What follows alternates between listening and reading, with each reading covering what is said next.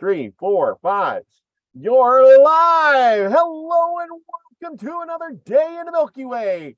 Thank you all for coming. It's going to be a great show tonight. And with my co-host, David Null, Hawkeye Two Feathers, thank you for coming. We are going to have a great time. Glad to have you here. Thank you, Robert, as always. And we greet you all with the love and honor of the infinite creator.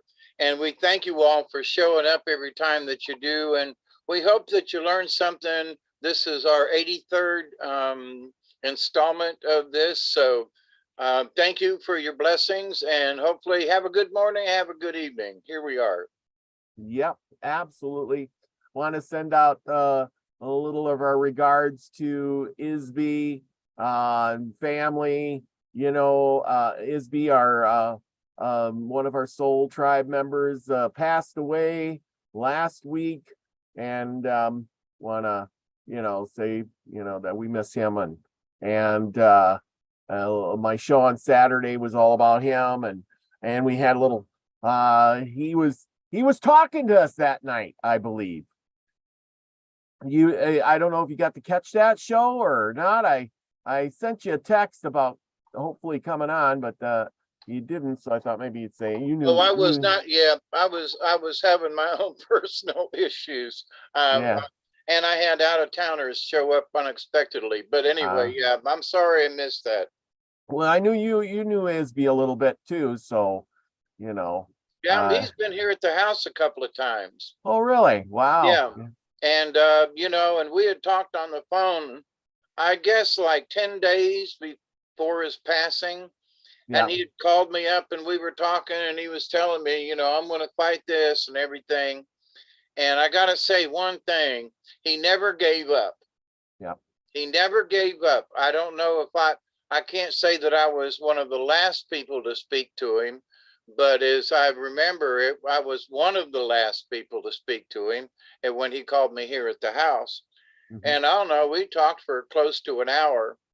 And so I wished him well, and he was complaining about his leg and everything. And I was telling him about my therapy, that I have to learn how to walk again. And, some things he was really dissatisfied with the situation with having to live in a facility and not having, being able to just do what he wanted to do as a human being. And, he felt like he was not really getting bad treatment, but it could be better. And, I guess normal complaints of folks who have to give up their lifestyle to go live in a facility, and especially after he broke his leg up at his hip.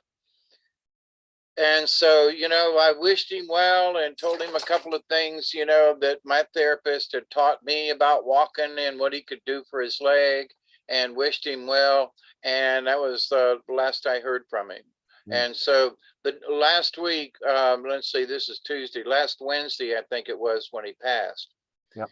And I told Teresa, I said, I was just thinking about Isby, wondering, how he was doing, and I hadn't heard from him, and, and hope he was doing okay. And then the next message I got was that he had passed away. Yeah, same here. I was kind of thinking about him about the same time that everybody started sending me messages. It was kind of ironic how that happened, because it was just like he was on my mind, and then all of a sudden, and yeah, he loved to talk. Boy, we'd get on the phone there. Sometimes I'd call him, when I was on my way home from work, and and I could chat for a little bit.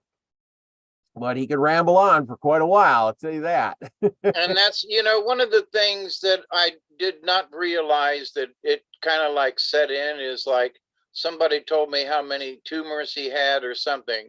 And I was like, that would be, I don't have any tumors as far as I know, but I can ramble on for hours and hours and hours too. But I noticed with Isby, and I told him about it several times, I was like, you keep going around in circles. You keep talking about the same thing. And you come back around, and somehow you always come back and you can restart that same conversation, but you're still talking about the same thing. And so I told him, I said, I don't know if you're aware of it. Well, one of the things that I was not aware of was actually how serious his brain condition was, and that his going around in circles is would have been part of a symptom of his brain cancer. Yeah. Yeah. So there were a couple of times after an hour when he would try to restart the same conversation, I'd go, Isby, now there you go again. Now you need to quit talking about that and let's talk about something else. If you want to talk about that same thing again, I'm gonna hang up because we done talked about it now 4 times, and not trying to be rude. I don't want to hang up, but let's talk about something else, But God bless him. When he was here a couple of times at the house, and he drove up and spent the night, and we spent that night and the next day before he had to go back down to Florida. And I sent a couple of care packages home with him. And the last time he was here, I had a bunch of, I've got a lot of stones and crystals and stuff around. And there were some polished stones that I had that someone gave me. And I said, pick out what you want. He took a big sack of polished stones and everything back to Florida with him. And he wanted to pay me. And I was like, no. It was a gift to me and it's a gift to you. So he was having a little issue with the gifting thing. And I said, why would I charge you money for it? I mean, it was just, it was a gift to me and it's a gift to you. So, so he said, well, should I sell it? And I said, well, if you make it into jewelry, okay. Otherwise, just pass it along. So, but anyway, so he was grateful for that. And he told me later on that he had passed many of those stones along to other people that he thought that they needed it. So Isby tried, did his best to be the best that he could. Mhm. And he never gave up. He never gave in.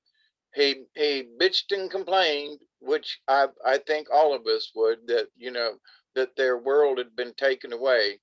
And but I'm hoping he's doing better on the other side. He sure has learned a few things and since he's made his passing.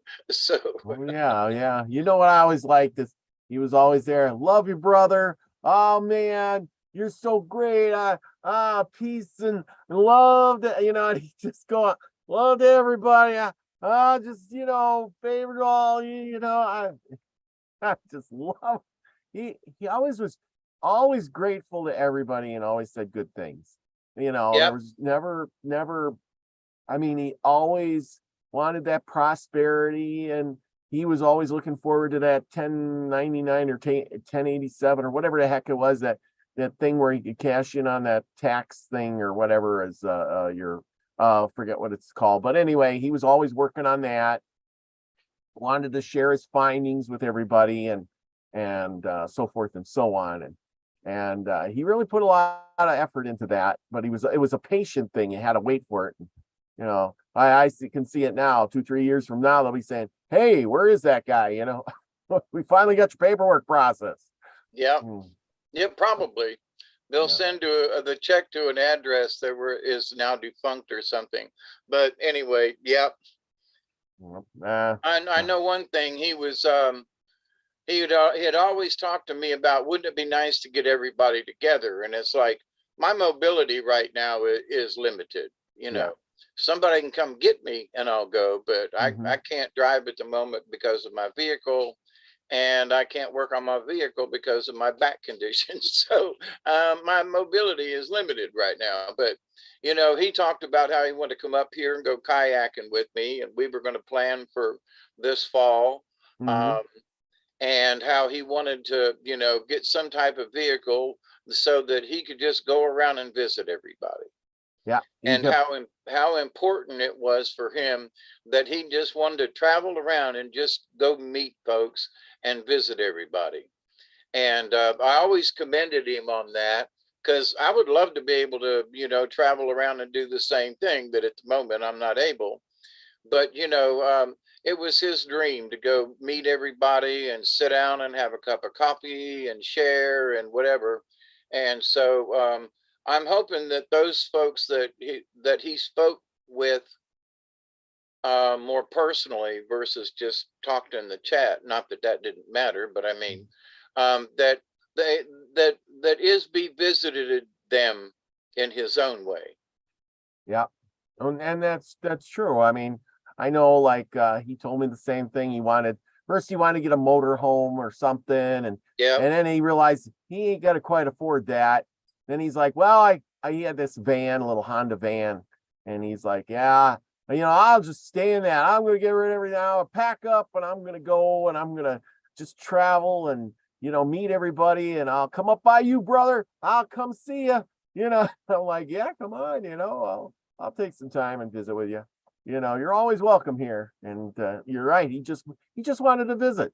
yeah, He liked that. He wanted to travel a little bit. And maybe he knew that somehow in his head that the end was coming, and he was thinking, yeah, I got to do these things, but he never got a chance. I mean, I'm glad. I guess he did. He did visit people. I mean, he visited you. He went up to Indiana, I guess, and visited um, Grandpa Brian, and he met a few other people and stuff along the way. But since his health went kind of bad and crap, it just kind of all went downhill. So, but he did take care of his mother, I guess, a lot too. And I mean, he was a good guy. He was always telling me when I first started talking to him, he was like, yeah, I got any extra money, I give food to the homeless people, and I'm thinking, heck, you're almost homeless. You don't have yeah, any money. You're going buying food and things for the homeless people. What are you doing? yeah. Yeah, he give his last dollar away if he had it, I guess, Yeah, that so. was one of the things that, you know, um, I sort of counseled him on. Was I was like, you got to take care of yourself. You can give and help, but don't give your last dime because you might need it. And it's not that you're being rude to the world, because the world doesn't know you're down to your last dime. Mhm. It's up to you. But if you spend that last dime, then you don't have anything else to give. So sometimes you need to hang on to it. And but he was a free spirit in a lot of ways in that respect. I was kind of looking forward to him coming up, because when I talked to him, I said, well, by September, which is my birthday month, by the end of the month, I said, maybe my back will be good enough, and we can go kayaking. you know this is taking longer than I thought, and so all right. But and it's a little weird right now with heat and humidity, but maybe by fall we sure come back up is being we'll go kayaking. So as soon as I'm able, I talked to Duggar about it the other day. I said, buddy, I said, we're gonna go kayaking in Mhm. honor of Isby, because that's one of the last things he said. I'm coming up there, brother, and I'm going to go kayaking with you. Yeah. And I said, okie dokie, and I said, I'm looking forward to it. You get your leg better, and we'll figure out how to get you up here. And, because I think he was down in Tampa, Hmm. but that's where I grew up, was down in Tampa. Hmm. And so I've got family still down there and in the area. And I was like, but I was not aware of that his condition was as bad as it was, Yeah. but I encouraged him nonetheless. He never gave up, he never gave in, and he Yeah. never lost faith. And he always believed in the other side.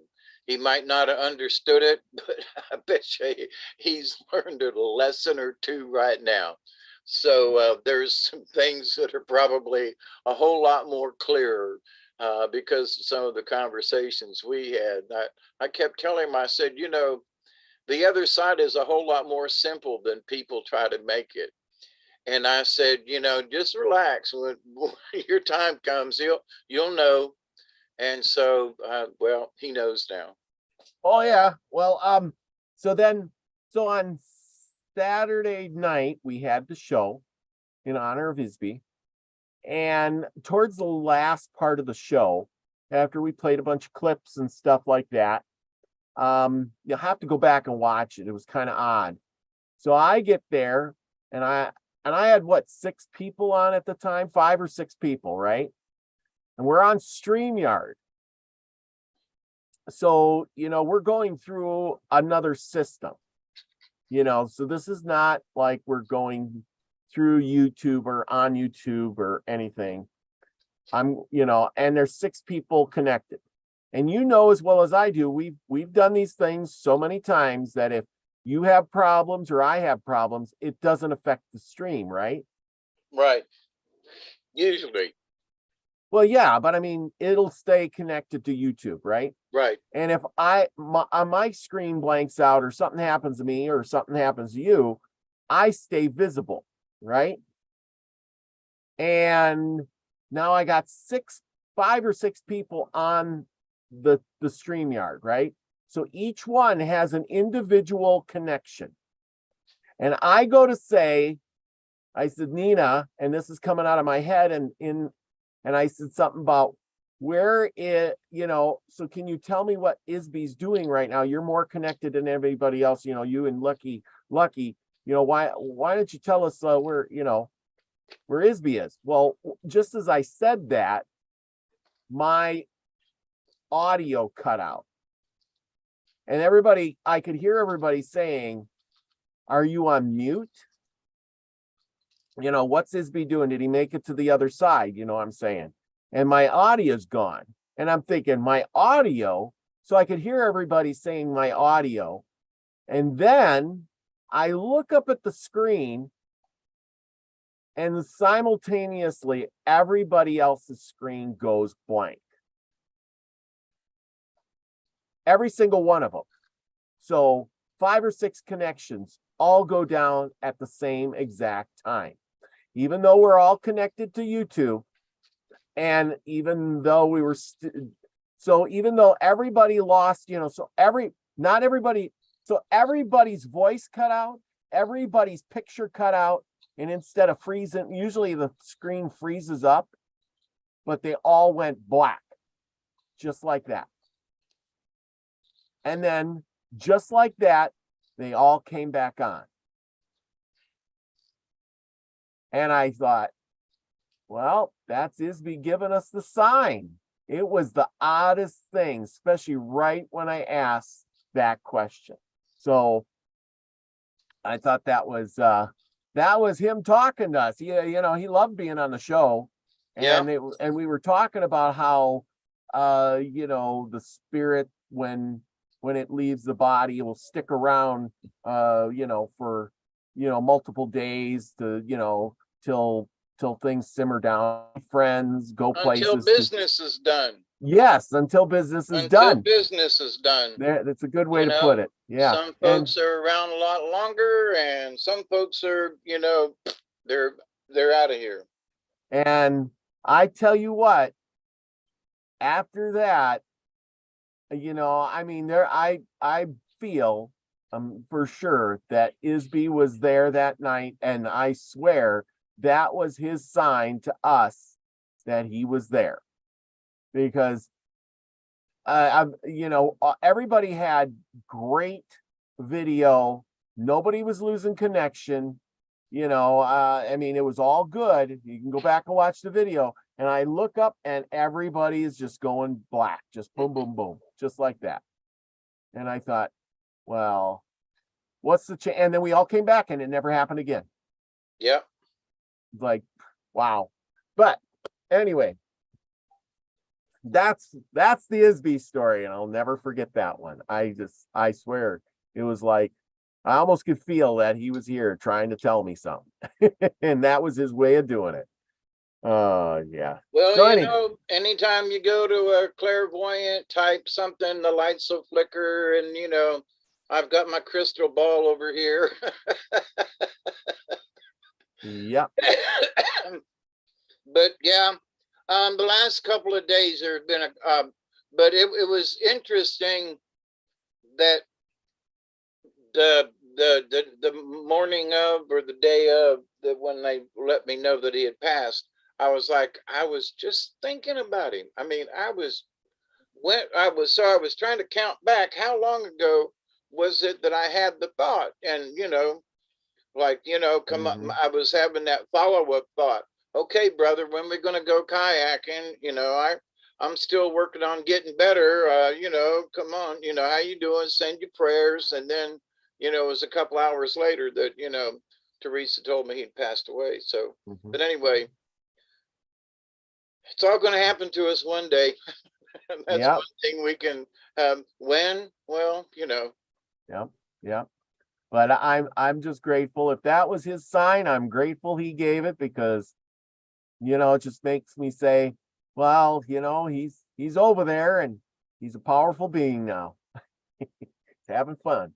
So anyway, let's see. I wanted to say, okay, I want to say hi to everybody in the chat. We got Aaron's Energy, Elderberry, Michelle Can-Am Free, Max Vision Remote View class. Don't forget to go over there and check him out. He's got some great classes, does remote viewing and a lot of other stuff too. A lot of good chats always going on over there. I always have to go back to the replay a lot of times, or I get to chat and do the remote view at least once before I fall asleep, because it's usually late night for me. Susie Q, there you are. Who else is in? Mark the Arc Spark. Thank you for coming. Patricia Staten, thank you. Thank you so much. Witchy Moon is in the house tonight. And I hope I didn't miss anybody, but thank you all for coming. And we have a great treat for you. As you can see in the back there's a picture of a house kind of thing. That is where I went this weekend. And for the rendezvous at Fort Union, North Dakota. And I am going to share tonight bunches of pictures from that adventure, plus a bunch of interviews.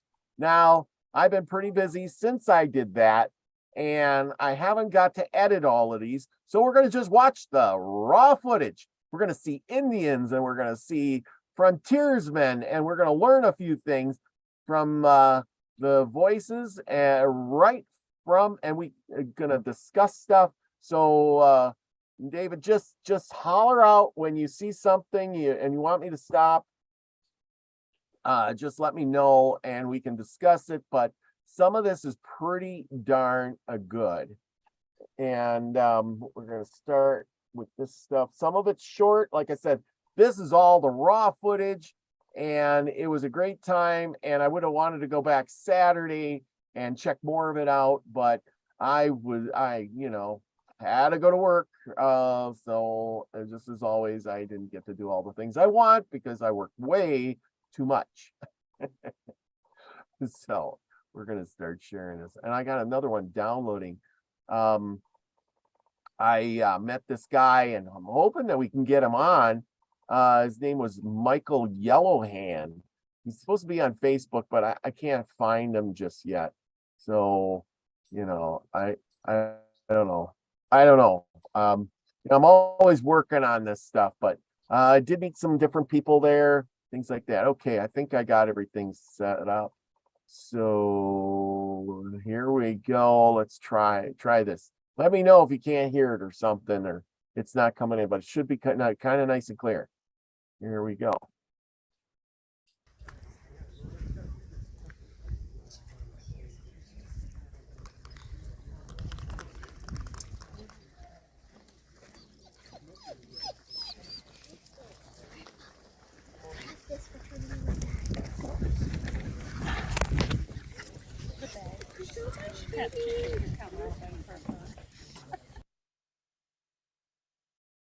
Like I said, it's raw footage, man, raw footage.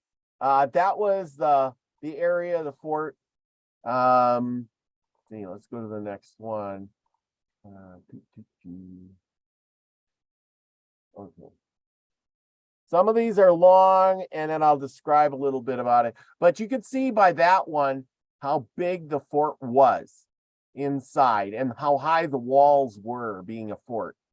And it's literally, on the border of North Dakota is from Dakota to Montana is in the parking lot. So that's how close it is to the border of Montana. Really? Yeah, I mean, you're driving out and it says, entering Montana out of the driveway. I thought that was kind of wild.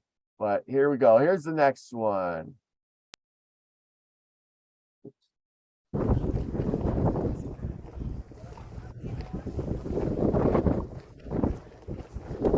Okay, can you hear that? Did I put the screen sound on? Anyway, this part here is the Indians came and they're sitting on the deck. I wish I could have got up closer, but they had everybody standing back farther. You can see the Indians are on the deck and they're talking with the traders and the people from the fort, and they're making deals.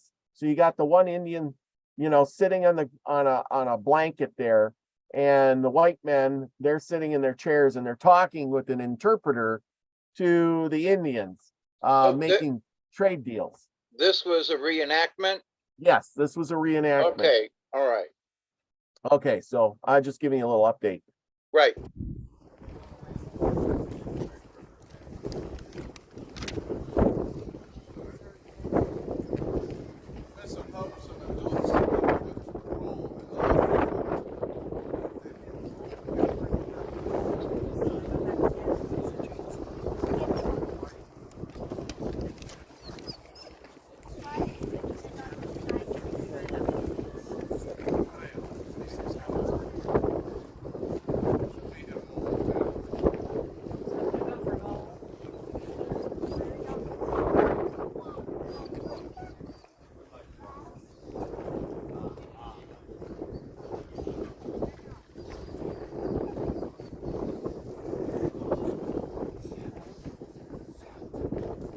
Could you tell if they had a script or something they were following?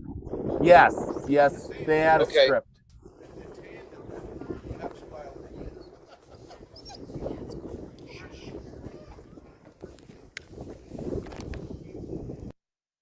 Okay. But anyway, yeah, that was the one.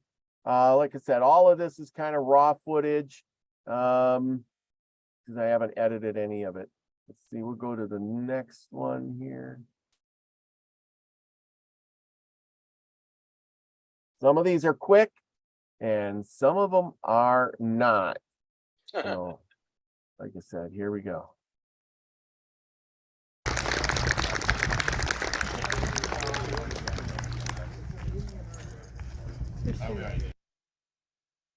Well, there you go. That one was a little quicker than I expected. Play that again. You want to play and that maybe again? stop it halfway, just so we can see their regalia. Okay.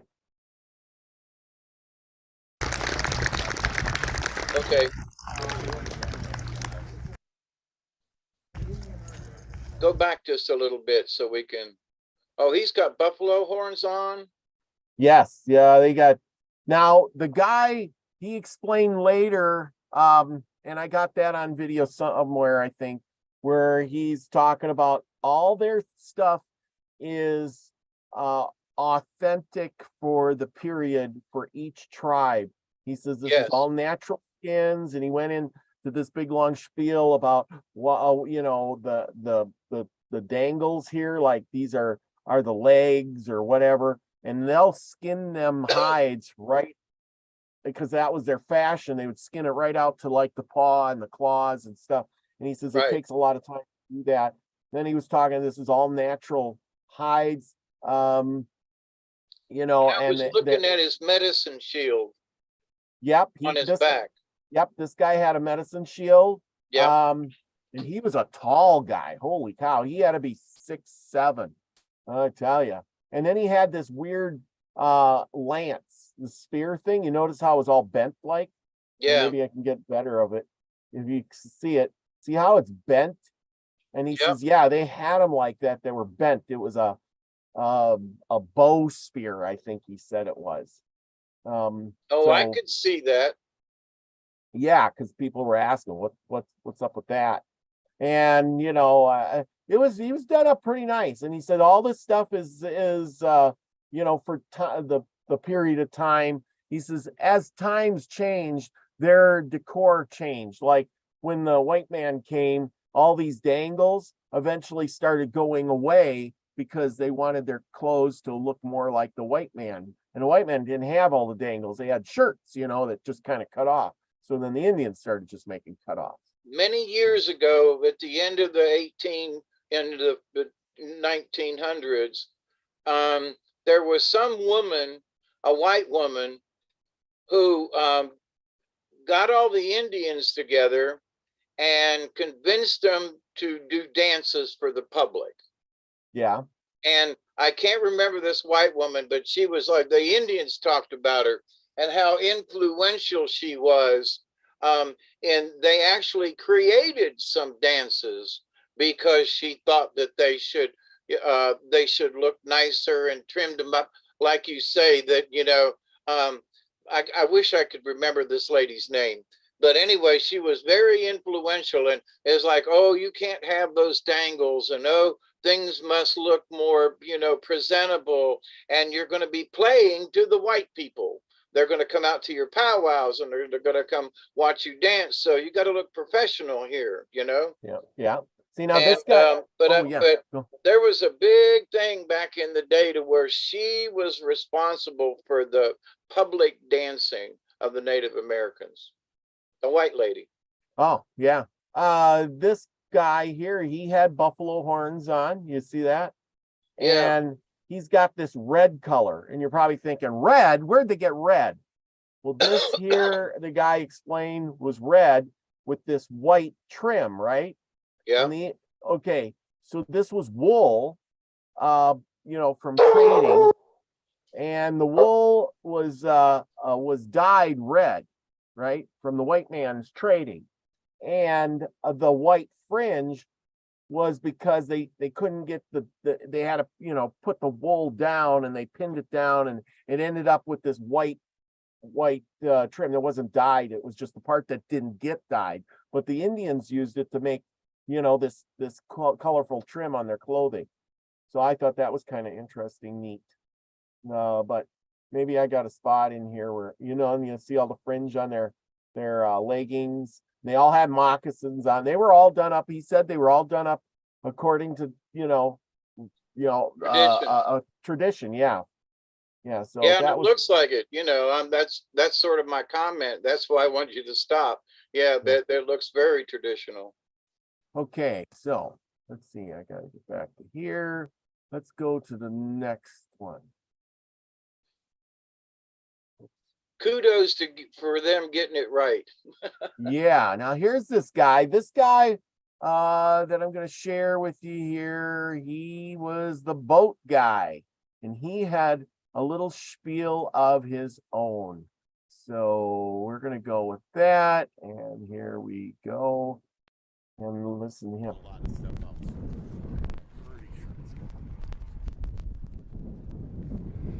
Yep, I'm recording. We're good. This is the camp of a voyageur. 90% of the men who worked at the Fort Union area were voyageurs, according to the 1830 payroll. So there should be 50 of us here. I'm the only one today. Anyway, I portraying the dress of a voyageur and the kind of things he did. Many of them paddled very large freight canoes, of which I have a modern replica, 27 feet long. It'll carry 4 to 8 people. This one about 2,800 pounds. And I'm pretending that I opened up a canvas trade bale of cargo. Of course, you don't bring furs to sell to Indians. You bring trade goods manufactured all over the world. And these are samples of it. The number one merchandise the Indian people bought from the fur traders? Pots and pans. No, fabric. Fabric. There's some, those blankets are wool fabric. There's some. So fabric was the number one thing that they wanted. Can you believe that? I thought for sure it would have been some kind of metal items, like pots and pans or, whatever it was, but I couldn't believe it. And you see the size of that boat? And that, he says, is like, the medium or small boat. And they made them much bigger than that. He'll get into that. I hope you can hear that, because that's as loud as it got. It was kind of windy, and I was trying to get as close to him as I could without sticking the camera right in his face. And he wasn't a really loud talker. So turn up your volume, everybody. Here we go. Cotton calico, it's a handkerchief. They were fabric merchants. That was the number one thing of sale. And so you could say they're fur traders or they're fabric merchants. Anyway, I have some brass kettles and some knife blades and some bandanas and several blankets, a couple of Hudson Space style blankets. wasn't a one-way thing. They didn't give away the things for free. The Indian people would trade things.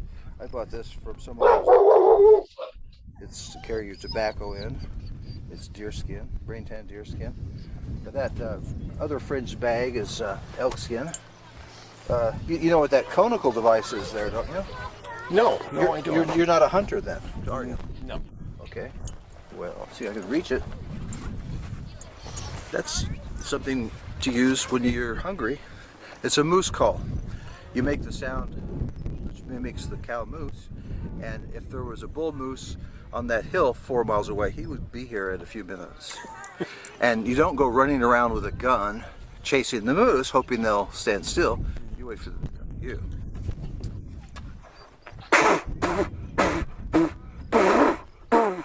Something like that. I've forgotten exactly how you make the call, but there's a way to do it. And anyway, that's more valuable than your gun, because if you have a gun and no moose, where are you? You know. That's made out of birch bark. This canoe is fiberglass and wood. It replicates the birch bark canoes of the fur trade, and this is like I said. I think I said earlier there were two sizes. This is the little one called the North Canoe. They were about 25 feet long. This one's more like 27. And then there was the big granddaddy of them all, the Montreal canoe. They were about 35 feet long. And how many people would, they could put in, how many pounds of gear can you put in a canoe? 4 is a good crew for this. You can get 8 or 9 in it, but it's not recreational. It's not for people going on holiday. It's for business purposes. Hauling goods, yeah. And there's a chart behind me. I'm in the way of it. I see that painting of 4 canoes. Yes. That's an exact copy of a trade manifest from one expedition that was sent to North Dakota. You live in North Dakota? Yes. Okay, it was sent to North Dakota, and actually was the first permanent white settlement or European settlement in the whole state. You've never heard of it probably because it's a very small, remote town, but there's a town today that's called Pembina. Have you ever heard of that? Pembina, North Dakota. It's by the Canadian border. Anyway, they built this trading post, and now that trading post is Pembina, North Dakota. And it lists the cargo there. There's a column on the left that shows 17, 1, 4, 2, 5. That's how many 90-pound units of trade goods they brought. 2 bags of flour, 90 pounds each, 1 bale of beaver traps, 1 bale of copper kettles, 6 containers of twist tobacco, 6 kegs of gunpowder. Wow. But that all came to North Dakota in 1797. Nice. Yeah, I've been researching a lot of that, and they would, they literally employed the Indians to go hunt and trap for them, and then they would trade them all these goods, and therefore, because the Indians had no money to offer them. Would you like me to read something from the journal of that expedition? I have a copy of it. Absolutely. See if I can find it in my trunk over here. I do have, your dog might want to be aware of it, I have some dangerous animals in here. That's an otter puppet. She's fine. Well, she might be aggressive to weasels.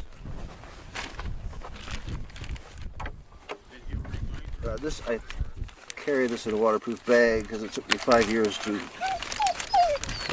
do. I made a copy by hand with pen and ink of this journal, which is 35,000 words long. It's not bound yet. It's a deerskin cover. That is a bullet hole. Oh. Yeah, that's authentic, all right. Journal of Charles Jean-Baptiste Chabouillet, 1797, 1798. And would you like me to open up to a random page, whether it has good news or bad news? It doesn't matter. It'll all be good. It reads much like Lewis and Clark. There's a lot of funny spellings. Oh, trust me. I collect old books. Okay, I don't know. I just went to random. October 1st, 1797. Sunday.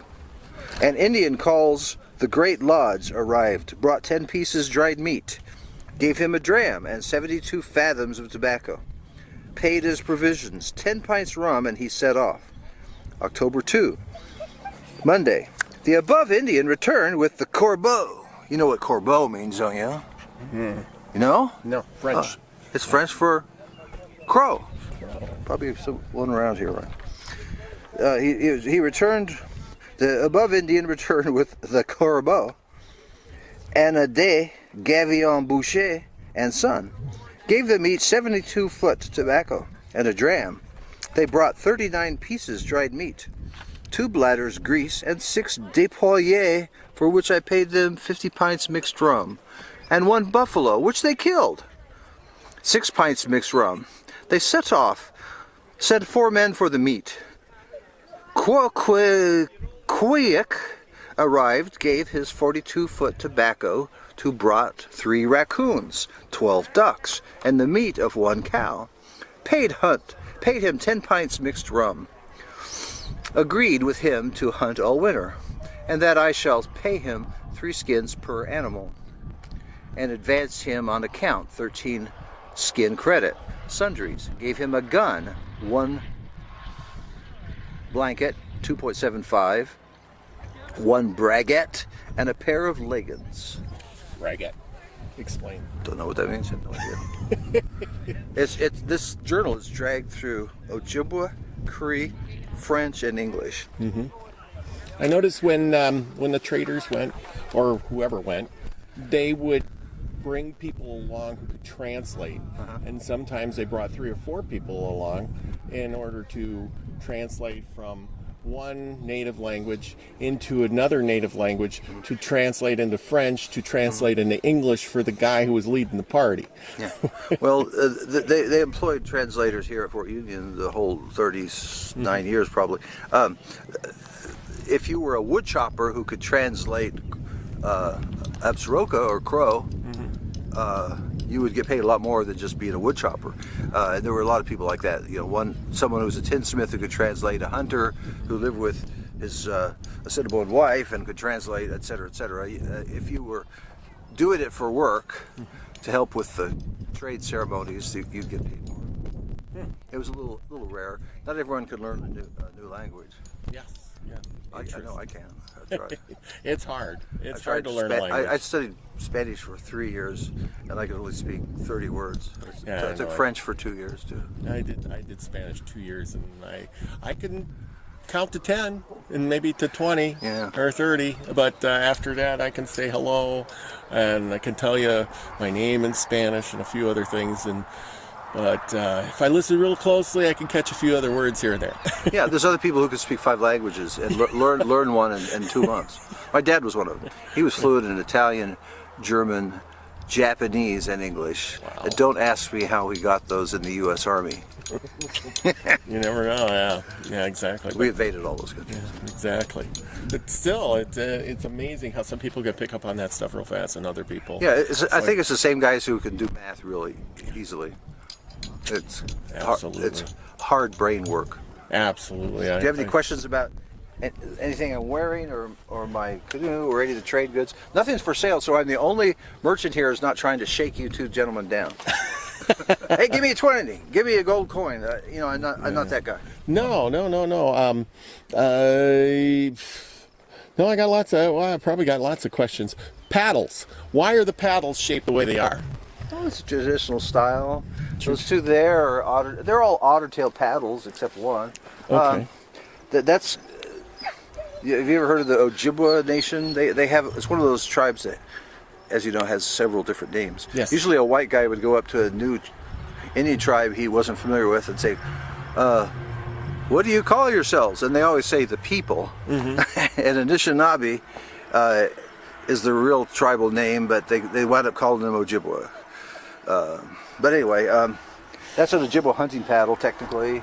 Voyageurs use paddles like this. There's one of them that's copied from an 1860s painting by Frances Ann Hopkins, who was a professional artist who traveled with a Hudson's Bay Company leader. And I copied this. This is an exact replica of the paddles that they were using in a 30-foot canoe. It's perfect in proportions and width and length. It's only 4.5 feet long. Mm-hmm. The only thing I changed, I put this little indent here because a friend of mine likes to tie an eagle feather or hawk feather or something, and there's no place to tie it unless you have an indent like that. Anyway, it's about the same width as my fist, which it should be. You don't want to. If you paddle 10 or 11,000 strokes today, you want to be alive at the end of the day. And if you're pulling a 14-inch wide paddle, you won't be alive. You'll be you'll be completely messed up. But anyway, it doesn't mean you can't go fast or powerful. With 6 men in this canoe, you can do about anything. And a narrow paddle gives you a faster stroke rate, possibly, and that's one of the 3 things that makes your canoe go fast. The other one is the length of the canoe. The ultimate speed is determined by the length.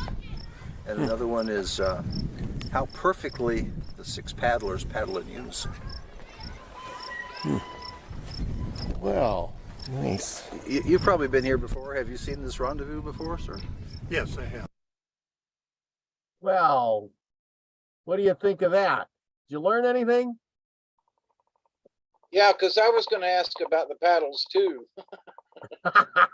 That's what I looked at, and if you've seen the paddles, they're kind of narrow, like almost they come to a point almost, and I thought, well, that's just crazy, and but anyway, they were Wait, hang on. You know what's interesting with the shape of the paddles? what? Think about the paddles in the Polynesian islands with the folks with those with the outrigger canoes. Yeah. Think about some of the native tribes in the Amazon jungle. Yeah. Some of the paddles that they've had, they're not great big wide things. They're very similar. So They are. I mean, so how come, we have talked about, Clovis points and different things. Well, who introduced the paddle, and who came up with the design, and why, and how come those designs are all over the place? Yeah, because it just got me, because the paddles that I see nowadays, that we use are big and flat at the ends, and you're pushing a lot of water. And I mean, all my paddles are very wide. Only the old wooden paddles are narrower, but all my kayak paddles are very wide. And I was thinking, who in the hell would paddle that great big canoe with them narrow little paddles? Well, he gave a pretty good answer. He did. And he says that's a small one at 25, 27 feet or whatever the heck it is. And I'm thinking, but yeah, that was a big, I mean, when you're standing up next to it, I'm thinking this is a pretty big boat. It was it was pretty big. Trust me, it would have taken. I've got a 17-foot canoe, and it's big. And when I saw that, and I was like, and it's 10 feet longer than mine. Yeah, you're talking, when they talk about portaging, and you're saying, I got the small canoe, the guys are all looking at you going, huh, and that's the small one. Holy crap. I can't wait till we see the big one. 35 feet. Holy mackerel. When you're talking put a sail on it, we got a boat. Oh yeah, they put sails on smaller boats than that. But yeah, buddy. Yeah, exactly. Like I said, it was quite the thing. Okay, where do I got? Okay. Well, we're getting on 10 o'clock. I got a bunch more. Do you want to do one more, or it's up to you? And then I know you got stories probably picked out, but let's see. I think I got. Let's see what I got here. Hang on. Yeah, because I got two these, and I got. Oh, that one's not done yet. So let's see. Let's go to here. Okay, let's do one more. And this guy here, he was pretty interesting. Oh no, that's the blacksmith. We'll do this lady. This lady was really informative. She was part of the park, and she was an employee of like a ranger or whatever. You know how they have a part of people, employees that work there, right? Right. And she was all dressed up, and she was there, and this was the trading place. This was like the storehouse, like the general store. So we're in this general store, and so just to put you in a frame of mind of where we're at this point. Here we go. Hi, my name is Kristen Norgard, and I'm a park ranger at Fort Union here in North Dakota. We're a historic site that started out in 1828 and lasted till 1867. We became a national park site in 1966, and then the reconstruction of the buildings were from 1985 to 1991 in this building, which is the trade house, where all of the negotiations would happen for the different prices of furs. You'd have a group of people come in with the traders. They'd sit down together and have a meal, have some coffee, chit chat back and forth, some speeches together, and then about 8 hours later they'd actually get to the trading process of it, and then they would settle everything and negotiate back and forth, set all the prices for the furs, and then that would be the set price for the rest of the tribe, which would be camped around the fort walls. And then they would be able to come to the small windows or the wickets to hand in their furs to the clerks that were on duty, and then the clerks would hand over the different trade items that they were looking for. Wow, cool. Thank you. Let's see, and what kind of trades did they have? I mean, what were they trading? We were trading for furs. We traded anything from mouse to moose. And then they were looking for any of the items that were in the store back over here, which included things from 11 different countries, and they would all come up once a year on steamboat from St. Louis. Our most popular trade item would have been the fabrics and cloth, specifically our French calicos that are on bolts, because it was something that you'd have to reuse or remake every year. Ah, I see. So cloth was the most important Yeah. feature, and they traded mostly. What kind of furs were their biggest trades? At the beginning of the fort's time period in 1828 to about 1833, 1834, it would have been beaver pelts because they made beaver felt hats. But then in 1833 and 1834-ish, they started making silk top hats, which made the beaver trade drop down dramatically. We still continued to get those furs, but then the bison would, or the buffalo robes would have been our main trade item from then on. Okay. And but they just traded mostly for goods and stuff. Right. Just mostly the Indians, or was there settlers around here? We had Native Americans primarily for our trade partners. We were on Assiniboine land, and they are the tribe that specifically asked for the fort to be built on this site. We did trade with about 8 or 9 other tribes as well in the fort's time frame, from the Cree, the Crow, Ojibwa, Grovant. We even had the Blackfeet from western Montana, as well as the Lakota, Dakota, and Nakota Sioux. Oh, that sounds pretty interesting. Okay, thank you. All right. Well, and here's a picture of the little store of trade goods that they had. As you can see, there's clothes up here. There's blankets, some spools. Here's things, they got them labeled, rye and I suppose that's like whiskey, a sword, cups. There was all kinds of a lot of blankets, cloth, gloves, a pair of scissors probably to cut the cloth, buckets and tins, fancy beads over here. Here's a bridle for a horse and reins. You can get a lot through that. I don't know if yeah, here's another picture. Right here. This was the guy, the clerk. This would have been in the same thing. Here you got the clerk, and he's got his little paper of all the stuff that he's writing down and taking notes of it all. June 15th. 1851, so there's no big chair, just a stool and a candle by candlelight. If I got another picture of this stuff, here's where the pots and pans were.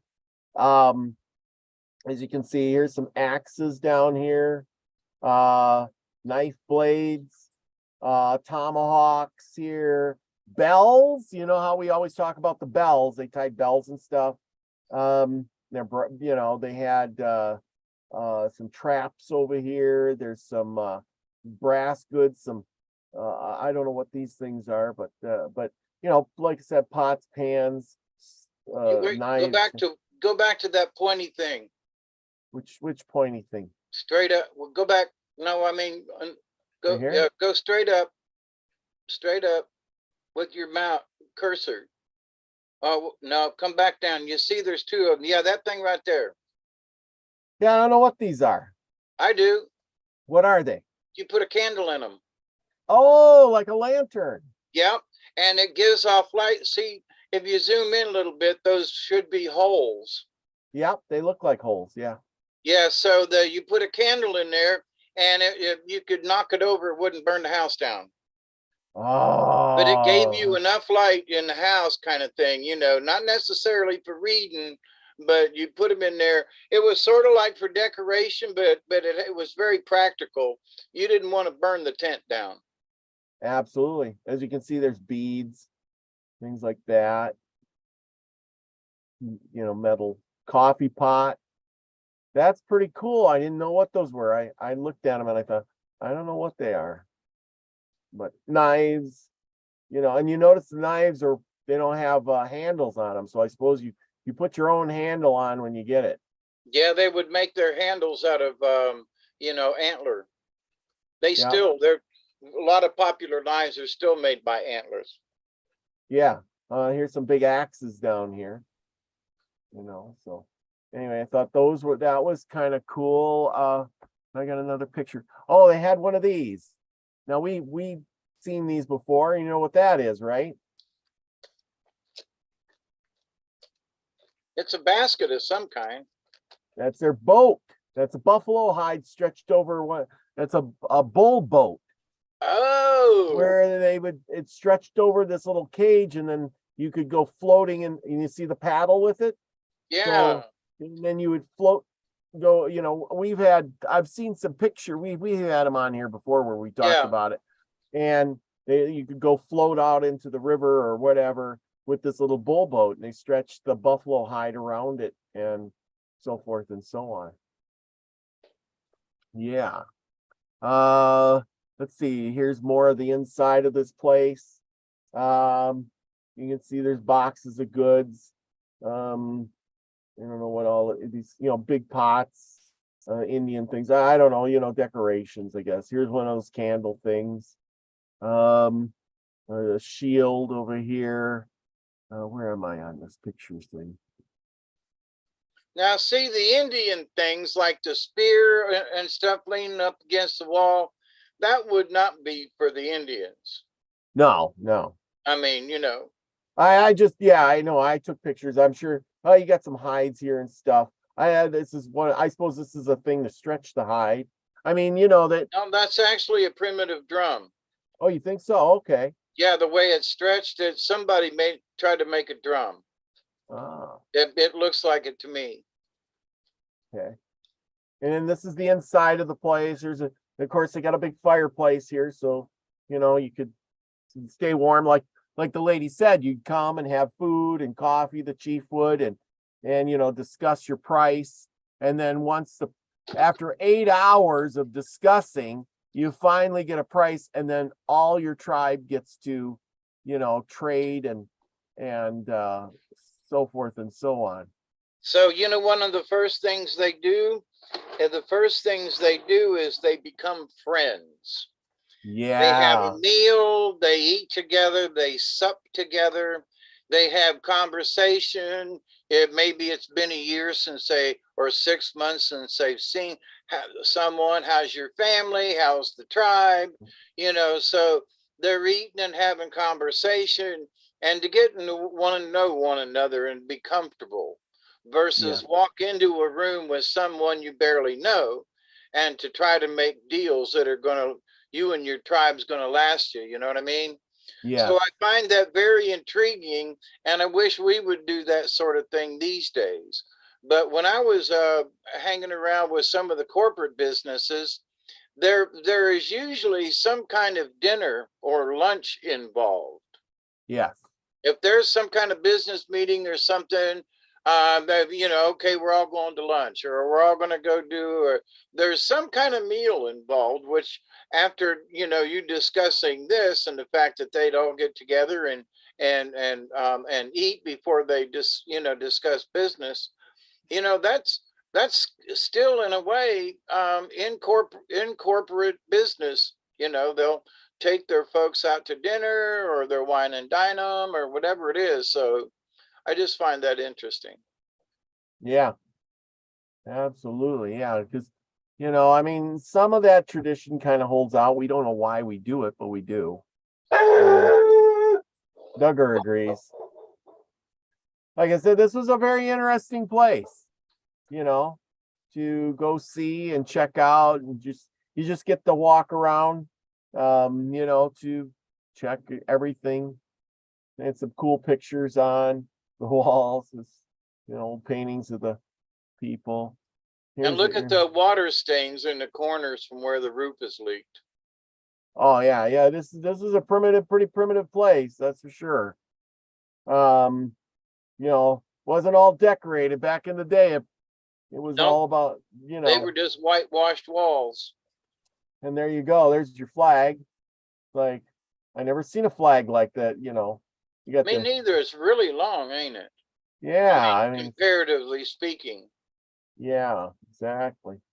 And was that can you zoom into the left of the flag? The eagle? Is that what that is? Yeah. It's Yeah, an looks eagle. looks like an eagle, yeah. Not a bald Wow. eagle, but you know, a golden eagle. Yeah. Yeah.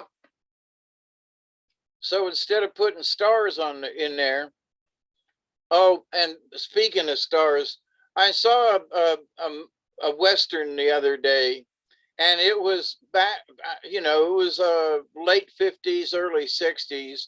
And I was amazed. You know me, I'm always looking for authenticity, right? Yeah.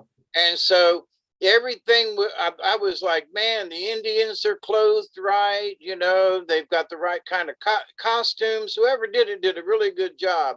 And then at the very, very, very end of the movie, they're showing a shot from inside the fort, and they pan out, and there's all this parade thing, and they show the American flag with 50 stars on it. And I just blew up. I was like, what are you kidding? They were so good through the whole movie. And then they showed this flag with 50 stars on it. And I'm like, oh my God. Yeah, shot it out of the water. Oh my God. Everything was really, I was really proud of how well they, oh my God. Yeah. You mean you couldn't have found one with circles on it, you know, or something to open? Yeah. Yeah. Something older looking. You're trying to tell me you couldn't find one in the prop room somewhere, you know? Yeah.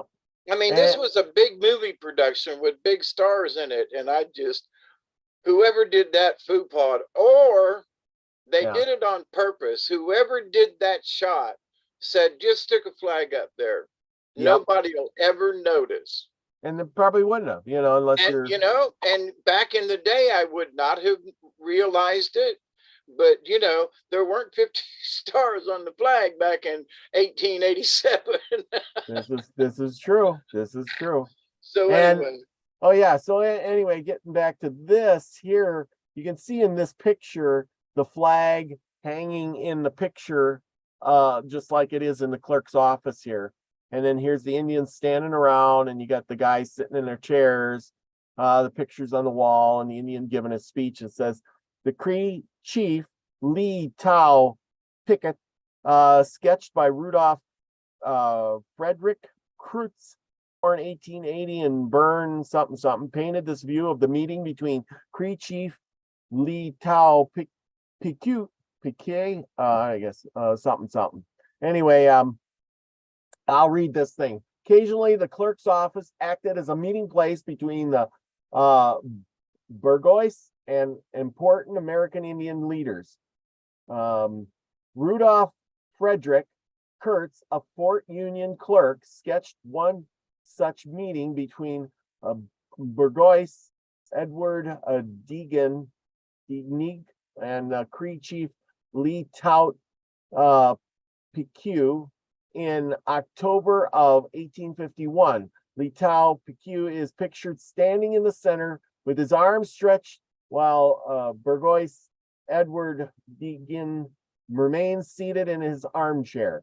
Meetings such as this were an important event between the tribes and the traders. These meetings and ceremonies established the value of hides and trade goods. They also helped create lasting alliances and friendships.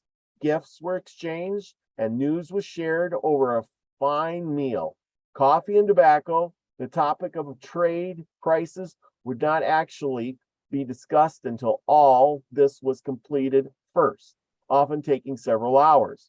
These gatherings were as much of a social affair as they were business, and their success allowed Fort Union to operate peacefully for 39 years, from 1828 until 1867.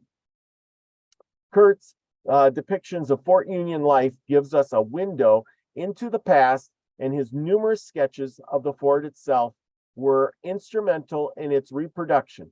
For example, the furnishings of this room are all based on the depiction of the meeting with Lee Tout Pique. The paintings on display here are all replicas of Kurt's work.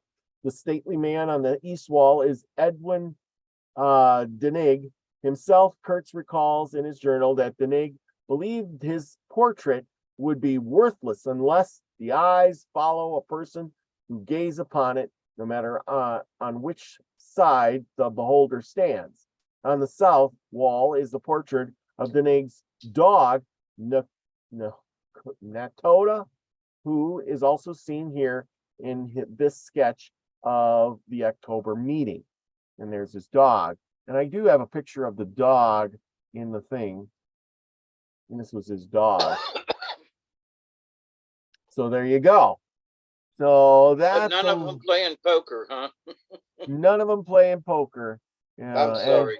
And here's a picture of the fort. This is inside the fort. Now, see, when you showed that similar picture earlier, I did not look at the walls. I had not, for some reason, it was just a fence or something. But, you know, now that I see how tall the walls were.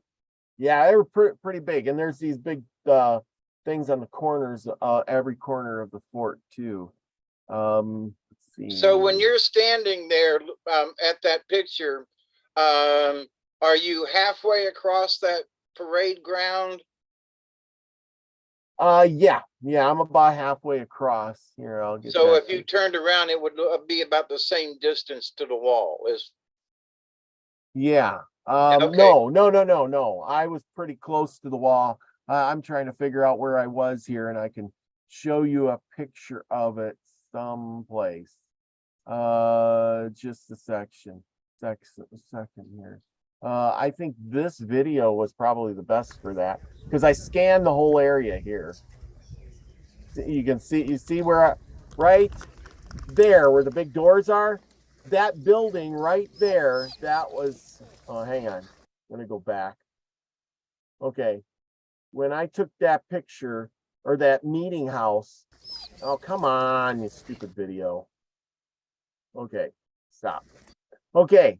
This here building in the right-hand side, right here by the big doors, that's the building that I was in when I was taking the pictures of all this stuff. That's the trading post. That's the trading post by the big doors here. You'd walk into the doors and there's like a little hallway here. And as you can see on this thing here, looks like a storefront would be if you were standing on the opposite side. So you walk in here and then there's a door, and then you walk inside this building. This is a building, not a wall. I see.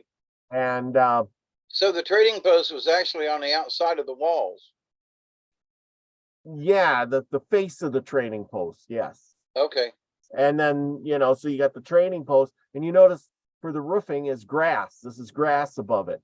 Yeah, I suppose that's why it was leaky, you know, because you don't get much Right. rain in North Dakota. But oh, here's a picture. Okay, so now I'm standing outside it. There's the big doors, and this is the outside of the trading post on the other side.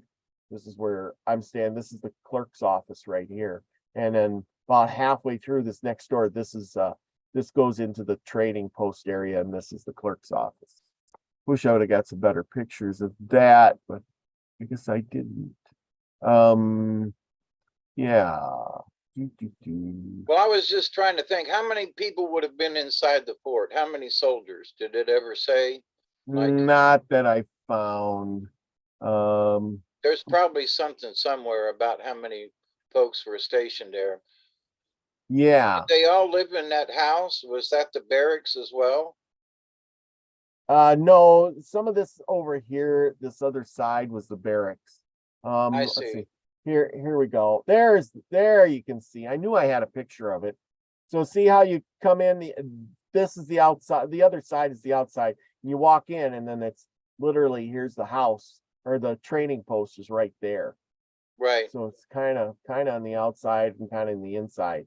And so you're inside and outside. And so this is the door I walked in, and then the trading post is in there. And then, you know, this is the clerk's office over here to the left.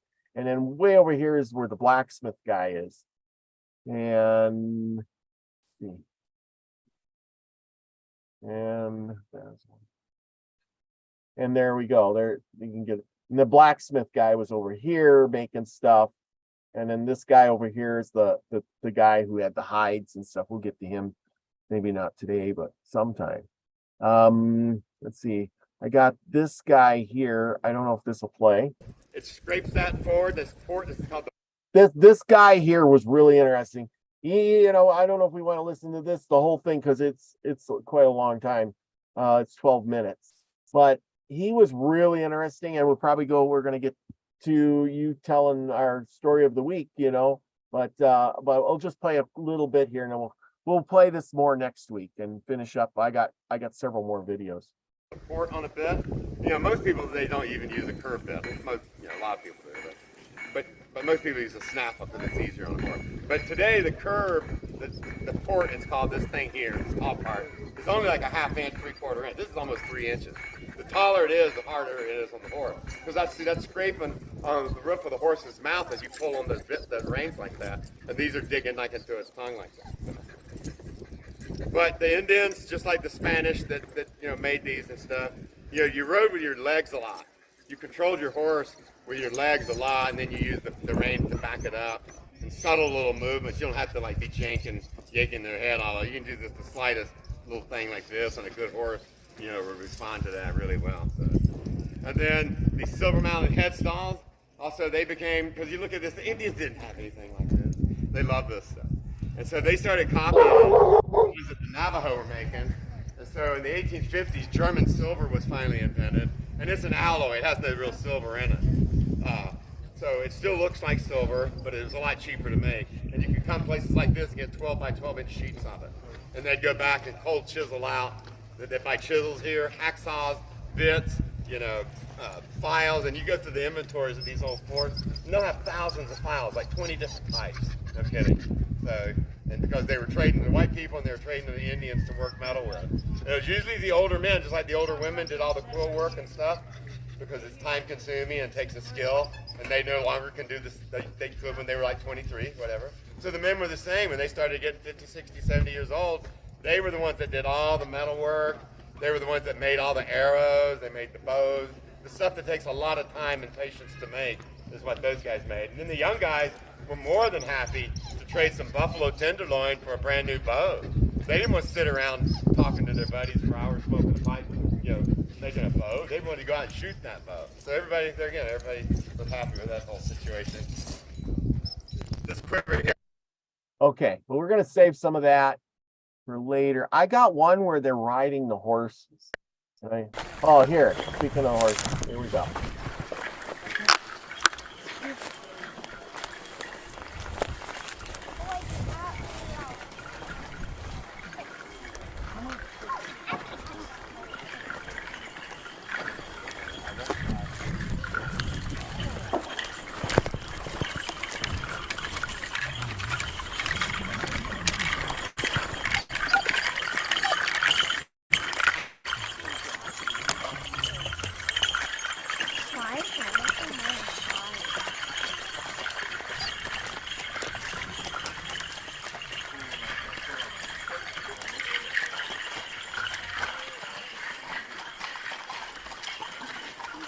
Okay, I got two questions. Yes. What, before you leave that frame, what are they sitting on? The people? It looks Oh. like a, Oh, the people? yeah, Oh, these are big beams. yeah, but what, was that the floor of a barracks or? Yes, I think these were the barracks, but they haven't built these things yet. And because they're big beams here, and then on the opposite side of the fort from here, there's another big set of beams like that. Okay, But- so that would have been possibly where the barracks would have been. Yes, Okay. absolutely. Yes, absolutely. But All right, the Look- next other thing is go on, yeah, right about there. Go back down to the middle there. Where the horses keep going. Now, I'm not a horse expert, but those look like more like ponies than full. They look like smaller horses. Am I wrong in that? no, You're- these are full-size horses. I Remember know this, that, but I mean, there are some horses that are just taller. You know, these were good-sized horses. Remember this guy here, he's like 6'7". He is Okay. huge. I walked up to him and I felt like a little bitty guy. And okay, so these horses were I mean, I was there. I seen the horses. They were right. they were Well, I just wanted to good-sized ask, because I was just like, in watching some of these cowboy movies, you know, some of these horses are huge, you know, yeah. and these just look smaller, but that's because the people on them are big. Yeah, and that's Okay. true. You know, these guys were this guy here, like I said, he was a big guy, and It's an And- optical delusion. yeah, but no, these were full-size horses. They all had to be 15 hands tall or better, Yeah, you okay. know. And It was but just my perception. I just Oh. had to ask because I know you knew more about that and you were there. yeah, oh yeah, I know all about horses. But yeah, they had pretty good garb on. I love this one with the buffalo head, and he's got that hide over his horse's head. I love that. Yeah, I wonder Nice. how the horse feels about that. But anyway. And a lot of tinkling going on, clattering. Oh yeah, very noisy. I tell you what, they're not sneaking up on you riding those horses.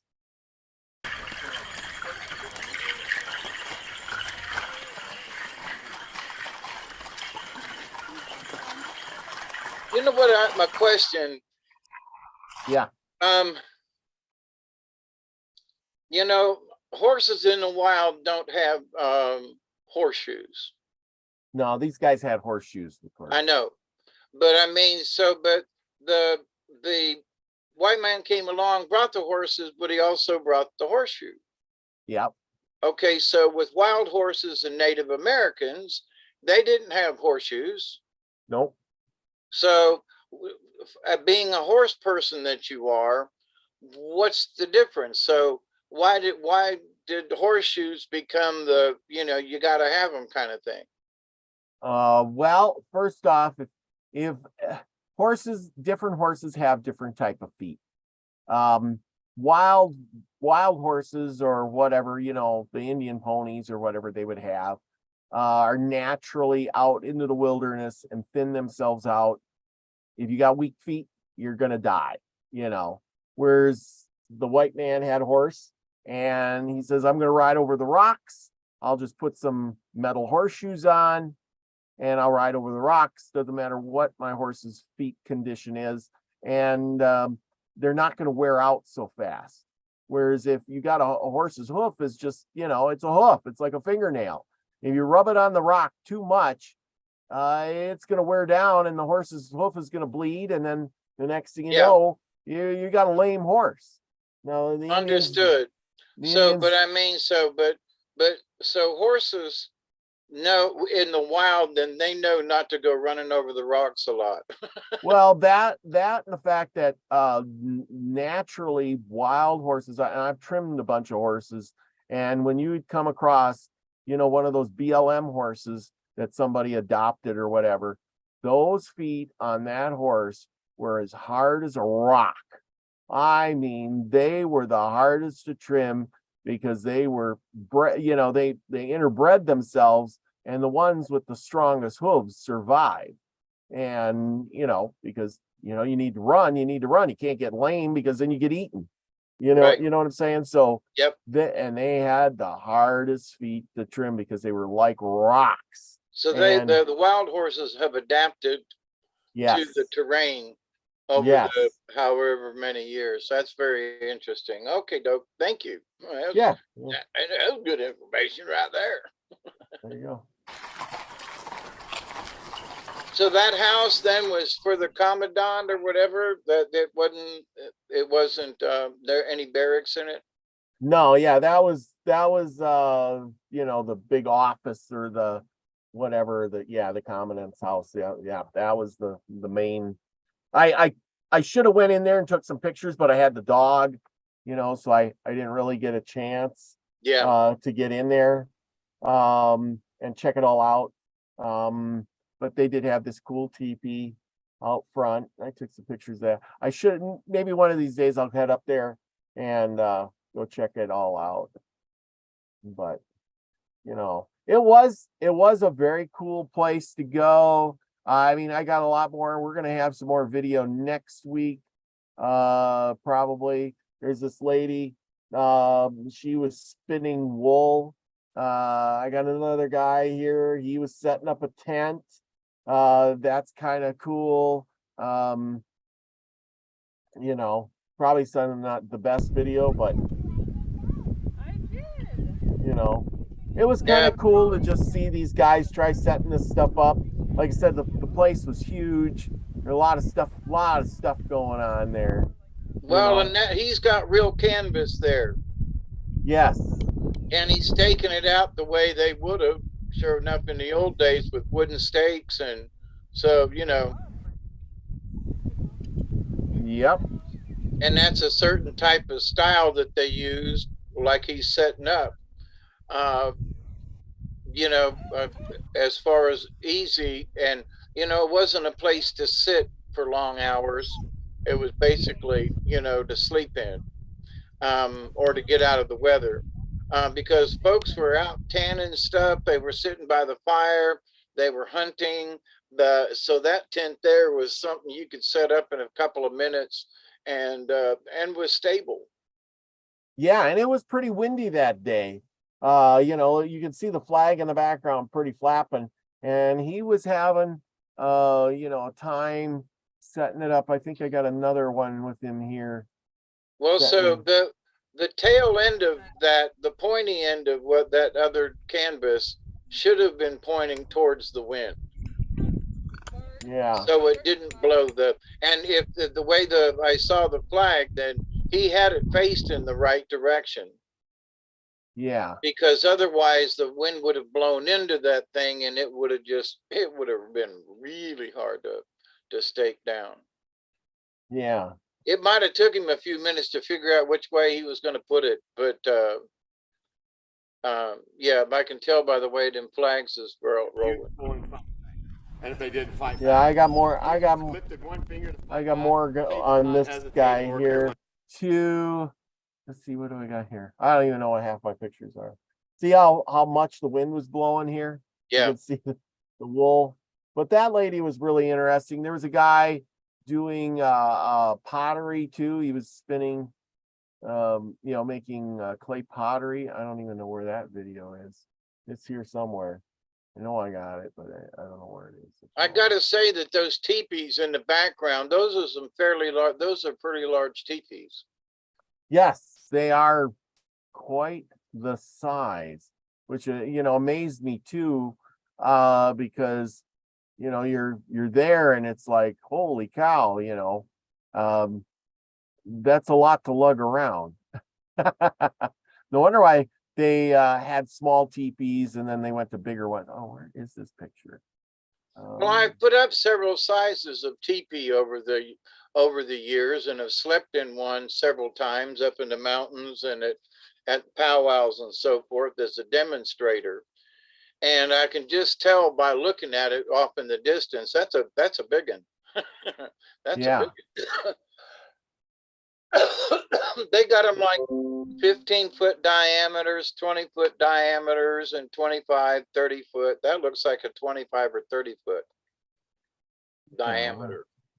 Yeah. So you can put a couple of people in there comfortably. Yeah, I just had a And the way the picture. wind's blowing, notice that the way they set them up is away from the prevailing winds, so that they're not blowing into the teepees. By the way, Yeah. Yeah. they weren't stupid, and neither were the people who put those up. So Yeah. Hang on a second. Trying to find a picture. I had a picture of the whole place from the outside. Oh, here it is. Okay. There it is. I found it now. One last shot of this place. And this is from the outside of it. So this is where everybody was encamped. that's what it looks like when you're coming up on it, huh? Yeah, yeah. So this was the whole place. Really pretty area. And like I said, there was a lot of tents there. I was really surprised. I thought the place would have been packed with people. I mean, but like you see, there wasn't many people. That's what I love about North Dakota is like you go there and there's like, this whole encampment and there's, maybe 50 to 100 people, in the whole place. That's including you got like your own private tour. So like when I went around to these people to interview them and get their little spiel, I didn't have to push and shove. I didn't have to wait in line. They're just sitting around. Hey, how you doing? Tell me about stuff. Okay. It Yes, was really some of cool. the events that I've been to, you're sitting out there, and after a couple hours, you're just bored. You'd be more than happy to talk to somebody. Yeah, I mean, and that's exactly it. It's like there was, I mean, where's the big crowds? This was when I left here. Well, this is like 5 o'clock in the afternoon. Where's the big crowd? Where are all these people? You know what I mean? Where's the hundreds of people coming in to see? I'm just like, oh. Anyhow. Was this a free event or did you have to pay? Nope, free. Walk in. Wow. Free, which I loved. I mean, they were selling stuff, but like I said, the lady spinning the wool, that you just sit around and watch her spin the wool. And she talks about it. You ask her questions. Everybody was like dressed up in old time attire, and the Indians were dressed up like Indians, and people are putting up tents, and people are making pottery, and people are tanning hides, and you just walk up to a teepee and walk inside and look around, and Yeah, so it was a reenactment and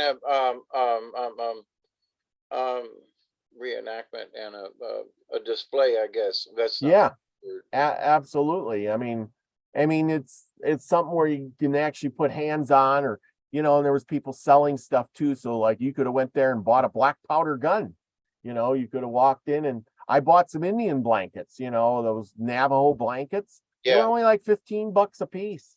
I was like, woo, this is pretty cool. You could buy hides and, people selling their knickknacks and crap, but, a lot of stuff and that you you could. support the local economy when you do that kind of thing. Absolutely. I hope everybody there's Scotty boy. I'm just getting back to the page here. Anyway, I hope you're all enjoying this. No one sets up a homestead like that in the wind. Your shelter is low, just enough to shelter you. Large homesteads are set up away from the heavy winds and set up in good conditions. Yes, absolutely. He's right on. Anyway, let's see. Okay. Well, you got a story picked out for us. Yep. Tonight. If you will go to the Seneca Indian myths, Yeah. Scotty Boy says he says, is that like those Civil War and reenactments? In a way, I guess so, except they weren't fighting each other. They were just, there. And like I said, you could walk right up to the guy with the boat and say, wow, that's a cool boat. And well, you want to know about it? And he right away whips out that book and he talks and he's just reading it. You want me to read out of the book? Sure, you know. And next week we'll have more. I got the guy did the blacksmithing, and he was really interesting. And then I got the guy who tanned the hides, and he was even more interesting. I bet you there's some things you don't know about tanning hides, but I'm going to save that for next week. Something to look forward to, a cliffhanger. That's right, because I was just in awe when the guy told me about tanning hides. I was just like, really? Put it that way. Okay, what's the story we're on? Two young men who went to the blue. Okay, wait, and what page? Oh, I had that brought up. About 87-ish. Oh, I'm sorry, 82.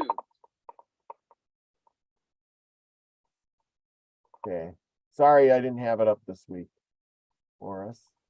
Yeah, we had a little, I had to reboot at the beginning of the show and it threw this backwards. And then I took a little longer here, so. But hey, I think it was well worth it. It was a lot of fun going. And like I said, It's a shame there weren't more people there. well, in a way, I'm kind of glad there wasn't more people. What's it called? The two young men who went to the blue. Speaker and Definer. Oh, there we go. Speaker and Definer. Sorry. Page 82. Yeah, okay. I had Or speaker, 94 in the PDF. yeah, it said Speaker and Definer, and I'm like, I'm looking for this thing. Oh, there's the two young men who went to the blue, Speaker and Definer. Yeah, because after that page, it just says Speaker and Definer. There we go. But I had an excellent time. Like I said, I can't wait for next year to go. Maybe I'll dress up in my or maybe I'll have to get some more Western attire so I look the appropriate part, don't you think? And I'll have to interview some other people there. But it was good. I'm gonna put all those. Everybody, don't worry. I'm gonna put a lot of those interviews out on shorts, so you'll be able to catch them in their shortened version without all my camera mishaps and stuff like that. Well, I found it very interesting myself. That's why I kept asking questions. Well, yeah, and like it says, you know, these guys that I talked to, they really got right to the point. They had their little, you know, spiel down really good, like the lady that was sitting there. Remember, we were talking. She just went right into it, and it was just like, hey, this is where they came, this is what they did, there's my name, and this is what I do, and blah, blah, blah, blah, blah, blah, blah, blah, blah. There wasn't, and then, do you got any questions? You know, it's like, holy cow, you answered like all of them. I don't know what to say. You know, so anyway, very good stuff. And okay, I am on the page. I appreciate everybody for coming tonight. Man, I tell you, it's always great to share with everyone. Sorry we're so long-winded tonight, but I hope that everybody is learning something, as I have. Okay, there we go. All righty then. And if the dog barks during this thing, I done let him in and out about 4 times already. So Duggar's in one of them moods tonight. So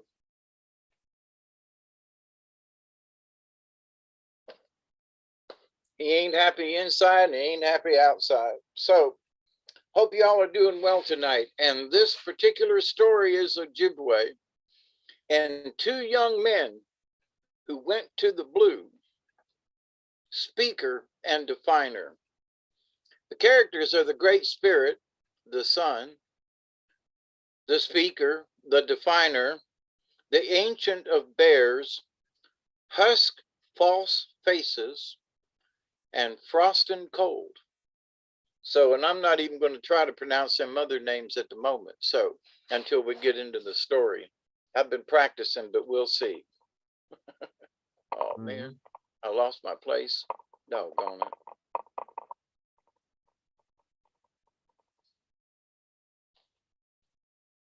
In a village in olden times lived two young men who were such great friends that they cared for no one else. On that account, everybody disliked and shunned them. They could find no home to live in, so they said to each other, "Since everybody dislikes us, the sooner we go away from the village, the better." And they started toward the south. When night overtook them, they looked around for a dry place where leaves had fallen, for they wanted to sleep comfortably. At first, the friends had only evergreen and roots to eat, but afterward they made bows and arrows and killed birds and small game. When they were out of the forest, they came to an opening where there was swampy ground, but they traveled on. Once in a while, one said to the other, "I am afraid we will never get across the swamp." But the other said encouraging words, and they went on. One day, the two young men came to a tall hemlock tree. "Climb up and look around. See if there is a house in sight," said one to the other. The limbs of the hemlock came almost to the ground, and the young man climbed up easily. When he reached the top of the tree and looked off, he saw a beautiful trail leading from the tree into the air. He called to his companion, "Throw down our bows and arrows and come up here and see what a splendid trail I have found." The other climbed the tree and looking at the trail said, "Let us find out where it leads to." They looked in every direction, but saw no forest or trees on any side. It had always been necessary that whatever the two friends undertook, they should be of one mind. They were now of one mind, and they started off together. The trail from the tree seemed as solid as if upon the ground and extended as far as the eye could see.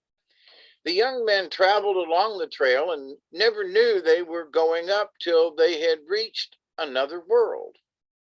It seemed pleasant there, but the leader said, "Don't stop here. Let us go on and see where the trail ends." Along the trail, there was plenty of game, but the young men paid no heed to it. After a time, they came to a bark house out of which smoke was rising. One of the young men said, "It is customary for travelers to stop at any house near a trail and find out who is living there. Let us look and hear." The elder went first. The house was of bark, with bark suspended for a door. They pushed the door open and saw an old man sitting inside. He saluted the young men and said, "I know the trouble you have undergone. I know that people dislike you. I have called you, and you have come from the lower world. You often spoke of the world above. I caused you to follow the trail that leads up here. Come into my house, but you cannot stay long, for I must go elsewhere."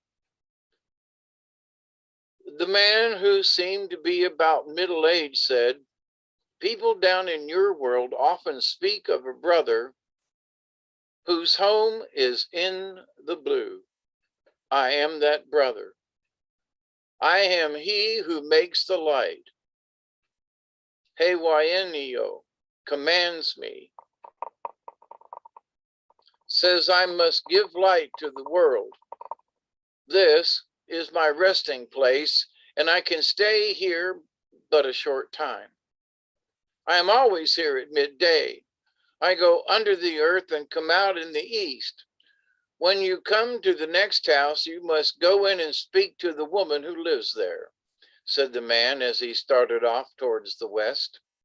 The two young men traveled on till they came to a second bark house. Then the leader said, "We must stop here, for our friend told us to. The house looked exactly like the first one. The young men went inside and saw an old woman sewing skins together. They said to her, "We have come, grandmother." "I am glad," said she. "It was your brother who sent you here. Now you must eat, for it is a long time that you are without food." In one part of the house, they saw a bark bowl full of boiled squash, evidently just from the kettle. They sat down, and the old woman gave each of them half of a squash and a quarter of a loaf of Indian bread, saying, "This will be enough for both." "No," said one of the young men, there is no more here than I can eat." "It is enough," said the woman. "When you come back, stop, and I will give you more. I am the woman whom people down below call the moon. Be on your guard. The trail is full of danger. You must be brave. Don't look at anything outside of your path, for an enemy is there. Don't heed anything you see or hear. If you do, you are lost. After a while, you will pass the dangerous part and come to a house where you can stop." As the friends traveled on, they saw all kinds of fruit and game. It called to them, "Stop, come and eat. I am good." But they remembered the old woman's words and paid no heed. Each fruit had words of its own, which it begged the young men to come and eat of it. After a while, the fruit stopped calling, and the friends thought, "Maybe we are out of trouble now, and will soon come to the house where the old woman told us to stop." But they came to a second place. The first fruit, full of witchcraft. If they had eaten it, they would have died. But at the second place, they ate of the fruit and were refreshed. After a while, they saw a house in the distance, and one said to the other, "We are coming to a place where we may be in danger. We may have no mind of our own.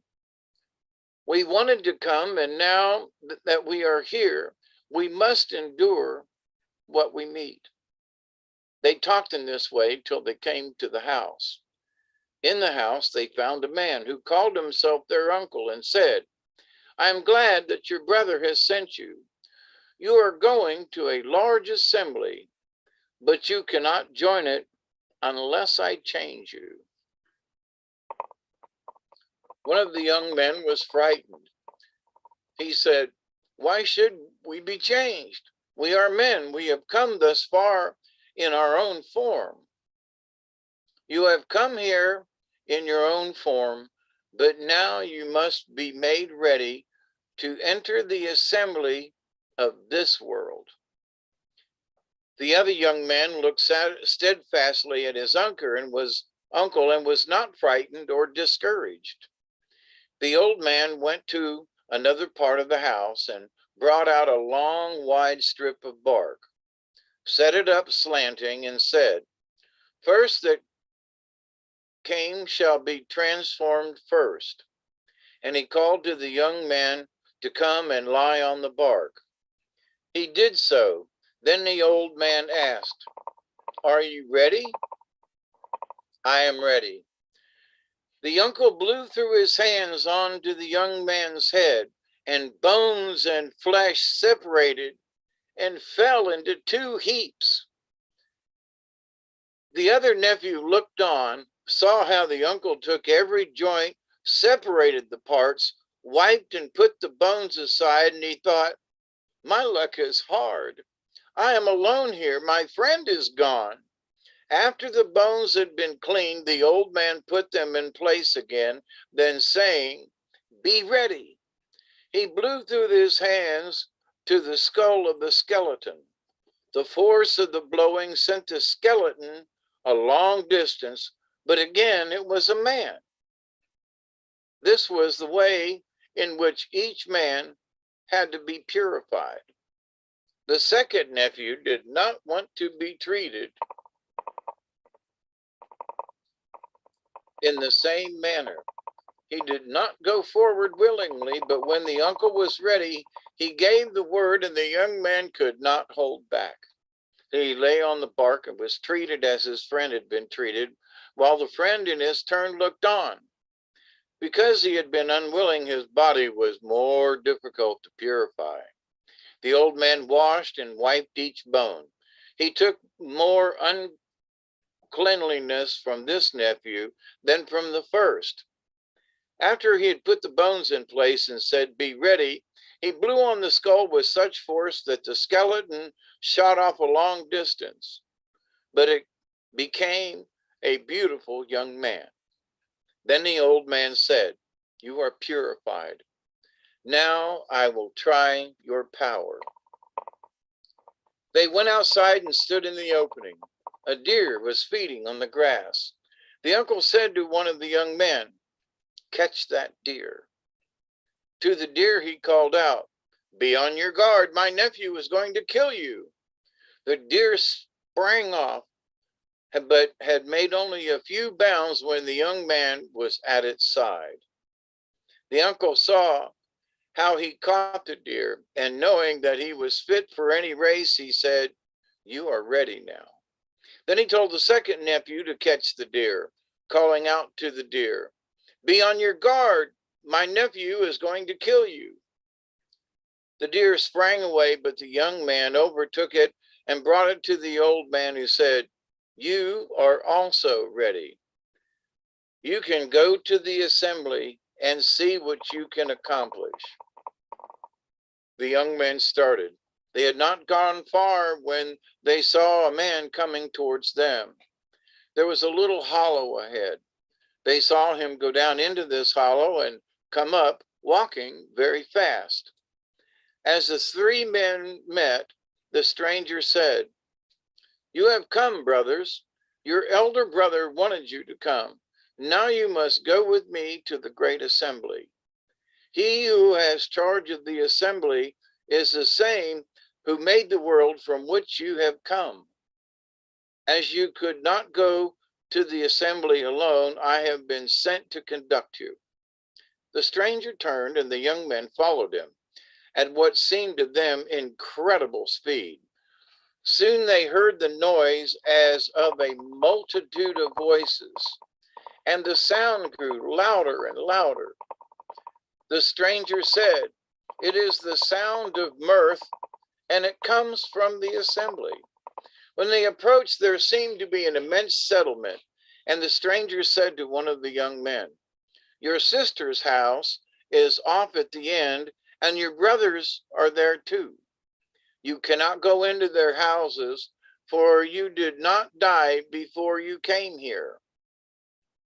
You must pass through the same that they have to enter their homes."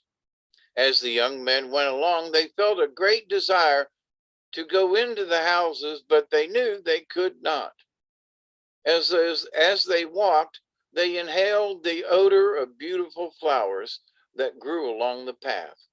After a while, the guide pointed to a longhouse and said, "That is where Hawkeye lives, he who made the world below and allowed you to come here. We will sit down by the door and afterward go in."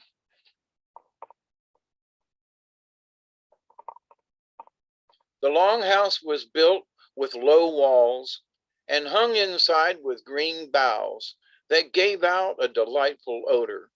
As the air moved, a strong perfume came from the flowers and herbs that were inside the house. As the young men entered, they saw a great many people who had come to praise Hawkeye and have the green corn dance. These people did not notice that the two men were there in human flesh, for the two had been purified. A man came out of the crowd and proclaimed that things had to be done. The guide said, "This is one whom you call Hywenio. It is here that those who are good in the lower world come when they die. When you reach home, you will tell your people what you have seen. Now I will go back with you." The three started. When they came to the place where he had met them, the guide left them, and the young men went on alone. They traveled very swiftly, calling out at each place where they had stopped when coming, but only to return thanks. When they reached the sun's house, Sun said, "You are going home. I caused you to come hither. You have been 10 days traveling, but what we call a day here is a year in the lower world." When the young men got back to the lower world, they were about 30 years old. The 10 years they had been gone seemed no longer than going in the morning and coming back in the evening. Sun took them to the hemlock tree where the trail began. They found that their bows, which they had left on the ground, were covered with moss. Sun reached for the bows and arrows, took them in his hands, wrapped off the moss, and they were as new as if just made. He said, "Long ago the people moved from village where you were born. It was 12 looks from the hemlock tree to where the village had been. When they came to the end of the 12 looks, Sun said, 'Here is where the village was. Clearings and little hillocks where the corn had been were to be seen, but the grass was growing everywhere.' Sun said, 'You will find your people 12 looks farther on. When you come to the first house, ask the old man you will find there if years ago he heard of 2 young men who disappeared from his village. If he gives you no information, go to the next house. You will find an old woman there. Ask her the same question. Now we will part.' Sun turned back and the young men went forward. After a time, they came to an opening in the woods and saw a village. They entered the first house and called the old man sitting there, "Grandfather." And one asked, "Do you remember that once 2 young men were lost from the village where you were living?"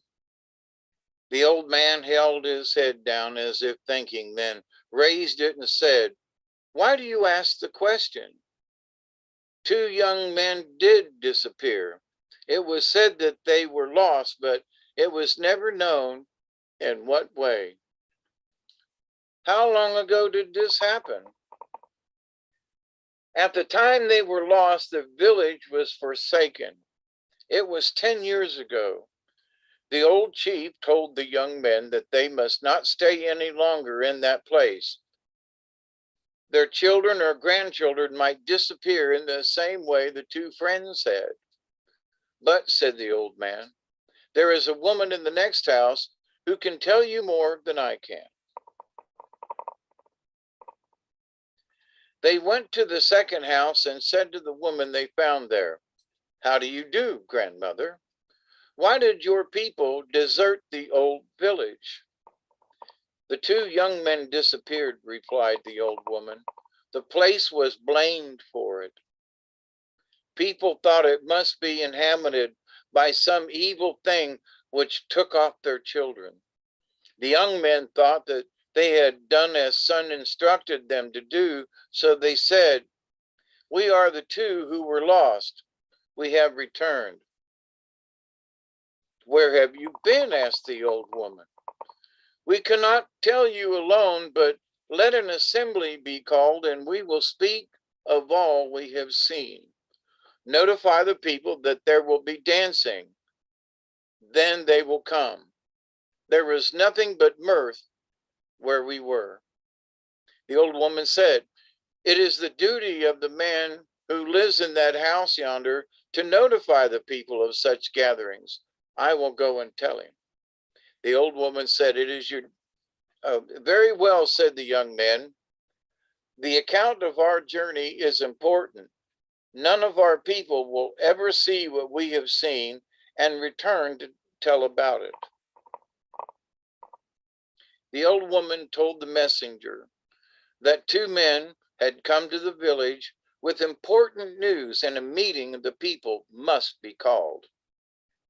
The messenger started, and when he came to a certain spot, he called out, "Gowie, Gowie," and continued to call till he reached the end of the village. The people assembled, and the chief went to the old woman's cabin and said to the two strangers, "Let your work be done." When the young men came to the assembly, people looked at them with curiosity, for they seemed to be a different kind of people. They did not recognize them. The chief said, "These men are here with a message. Whence they have come, no one knows, for we know of no other people living in the world but ourselves." The chief sat down, and one of the young men rose and said, "Listen." He was the first one purified. He had been the first in all things afterward, and was now the first to speak. "I want to ask you a question. Did you, while living in your old village, lose two young men?" A woman rose up and said, "I will answer that question. Two young men, despised and shunned by all, disappeared, and have not been seen since." And she sat down. Then the old man whom the two friends had visited rose, but he couldn't say much.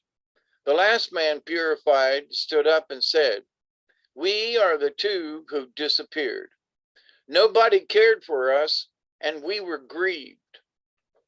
We have been to the other world, have been in the southern world, and have returned to you. A guide came with us to our starting place. Your own wickedness caused you to leave your village and homes. You are like animals in the forest. When their young are old enough, they desert them. As soon as we were large enough, you deserted us. The birds build homes for their young, but soon leave them. You will see that whenever the young bird meets its mother, it flutters its wings, but the mother passes it by. We, like the young bird, were happy to meet you, but you didn't want to see us. When we went away, we were young. We are now men. What is your opinion? Will it be customary hereafter to desert homeless children?" The two wanted to be received into the gens, into the clan. The young man's companion listened to his speech and then said, Let this be the starting point. Whenever a poor family are rearing children, never forsake them.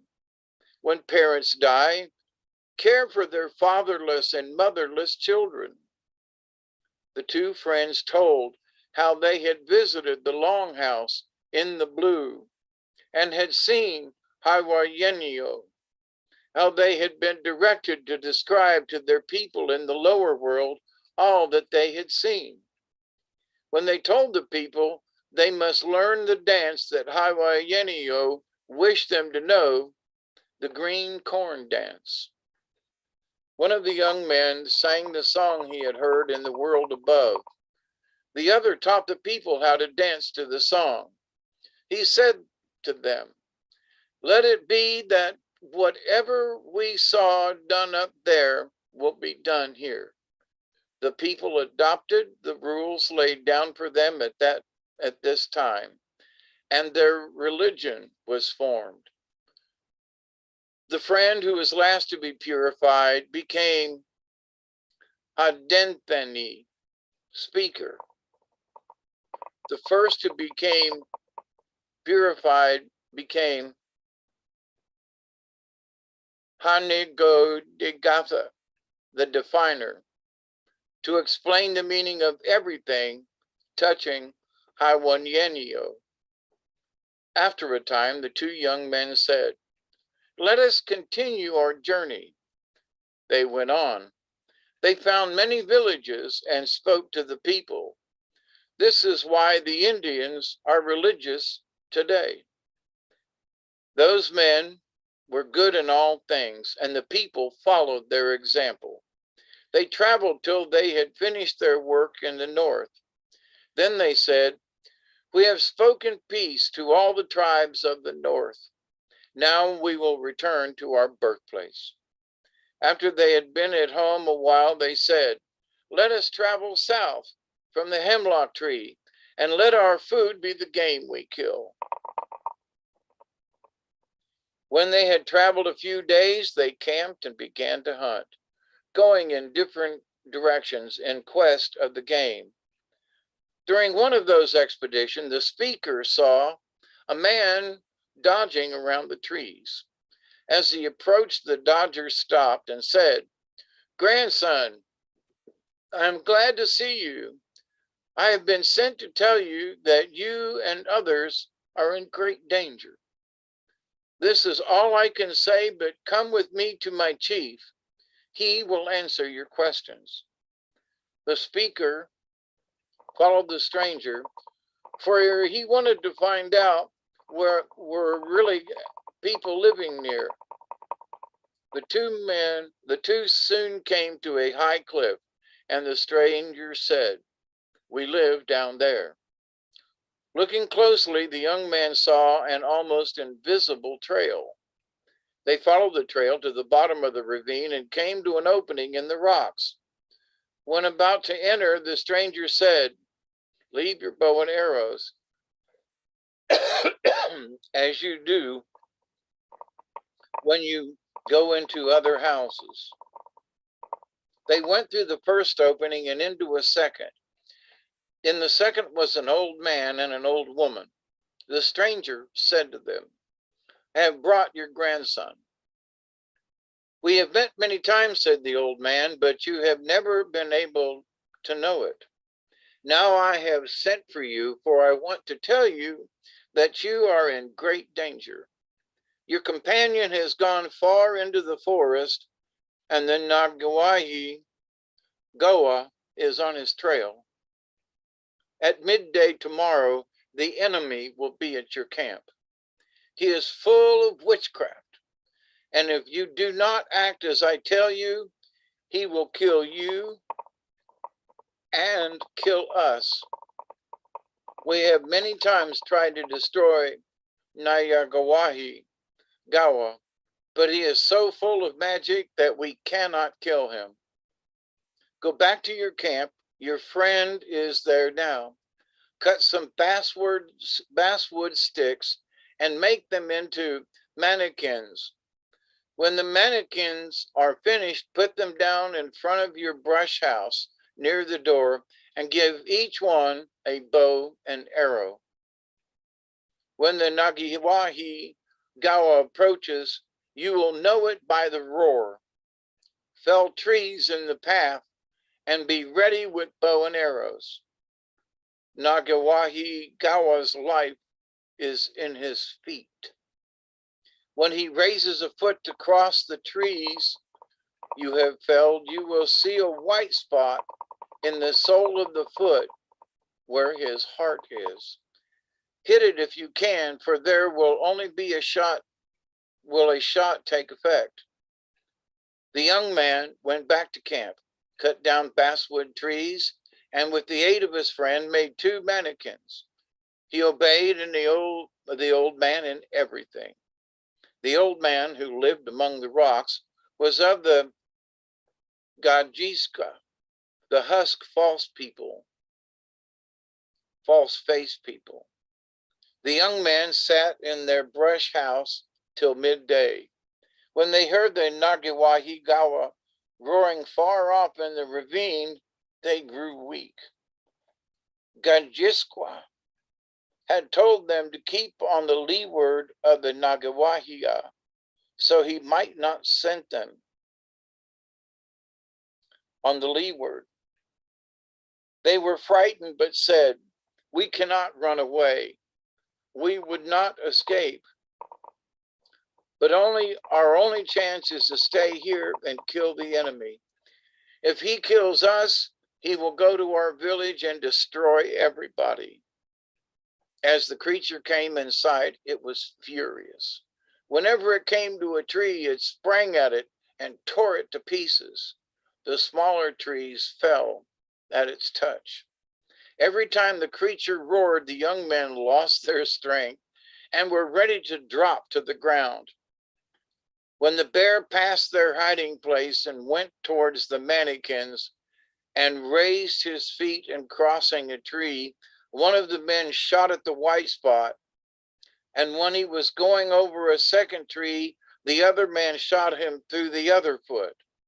This made the Nagiwahi rage fearfully. He seized one of the mannequins and bit it through the body, then tore the house to bits. But a little farther on, he fell dead. The young men cut the bear's hind feet off. For Gajisquas had said that if they failed to do this, Nagiwahi would come to life. As they cut off the feet, the whole body quivered. The ribs of the bear were not like those in other animals. They formed one solid bone.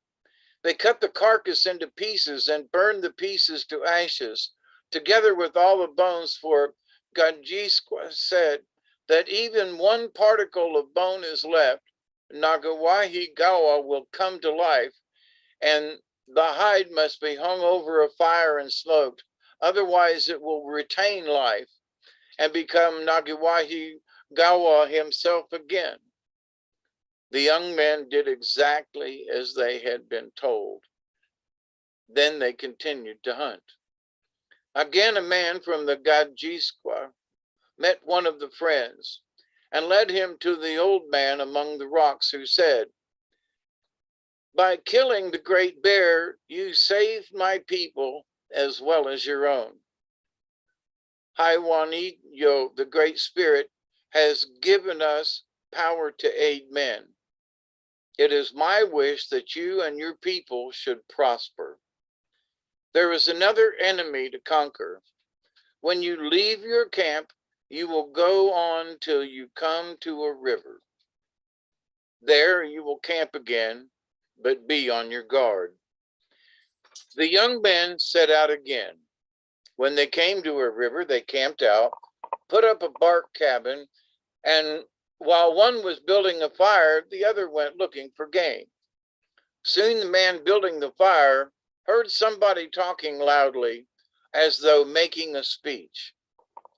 He went toward the voice and saw the speaker in a valley beyond a low hill.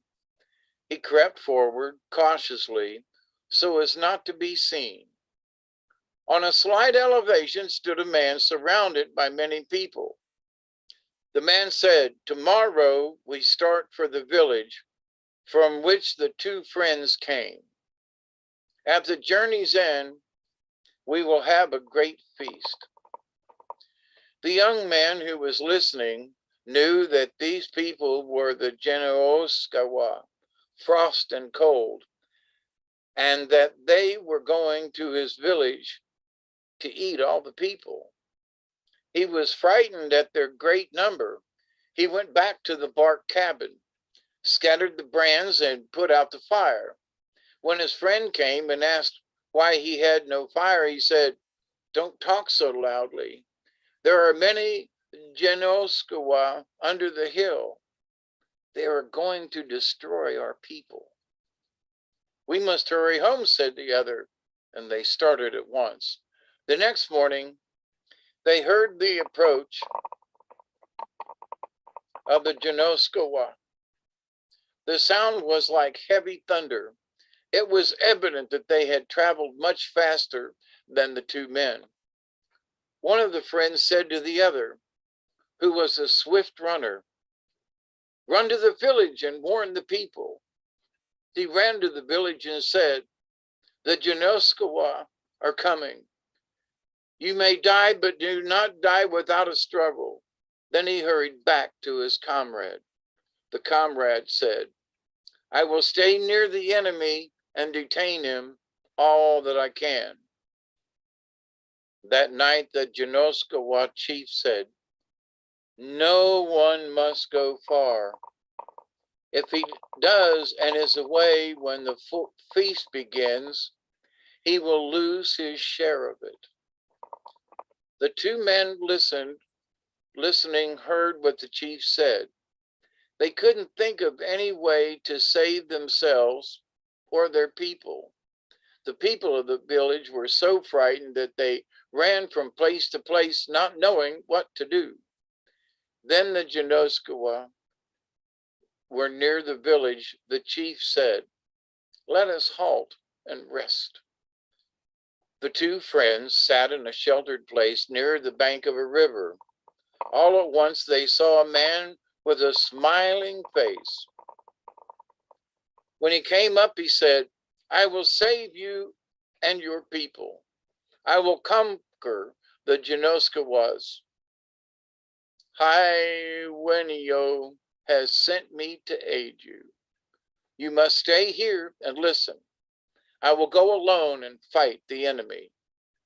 With a smiling face and telling the people who were running for their lives not to be frightened if they heard a terrible noise, the stranger went into the village where the Janoskawas was halted to rest.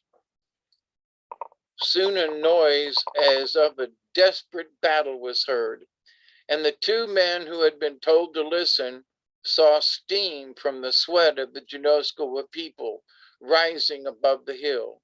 The sound came at intervals, but decreased in volume. At last it ceased altogether, and the men saw the stranger coming. When he was near, he said, "I am thankful that I was able to destroy them. The Janoskawas are dead, and your people are safe. Haiwanenio sends me to aid his people. Wherever there is witchcraft, I am sent against it. I am sure to kill whomever I pursue. If a witch crawls into a tree, I shoot the tree. It opens and the witch comes out. I am he whom you call lightning." The stranger disappeared, and the two men went to where the Janoskawa's army had been. Only piles of stones were left. The stones of the earth are from this battle and the killing of the Janoskawas. It was through the two purified young men that our forefathers were saved from death and lived to great old age. They foretold what would be, and to this day we hold to the teachings of those men. They obtained their religion in the upper world. Lightning is the forerunner of spring. Warm weather destroyed the Janoskawas, the frost and the cold. How about that for a story? That was a good one. I sure do enjoy stories. Yeah, me too. Oh yeah. Hot diggity God. So Well, that all of the stories are interesting, but at the very beginning, I had this terrible thought, and shame on me. There were these two guys that nobody liked, and they were different and strange, and my first thought was they must have been gay. But I mean, but just they must have been gay. Oh my God, But that kind of thing did happen. But anyway, I picked a card earlier, and it's Beaver the Builder. And I just want to read a couple of things off of here because we're running long in the tooth tonight. Oh, we are. Beaver always leaves itself an alternative place to escape. Now we know beavers build dams and they build huts in the middle of, they make beaver ponds and build huts and live in them, or sometimes they live in the bank. To understand beaver medicine, you might take a look at the power of working and attaining a sense of achievement. So the beaver's always working. That big old tail is patting mud down and helping them swim. And in building a dream, teamwork is necessary. So, beaver is the builder. Group mind constitutes harmony of the highest order. Just think about that. Group mind constitutes harmony in the highest of order, without individual egos getting in the way. Each partner in a project honors the talents and the abilities of the others and knows how to complete the piece of the puzzle that belongs to them.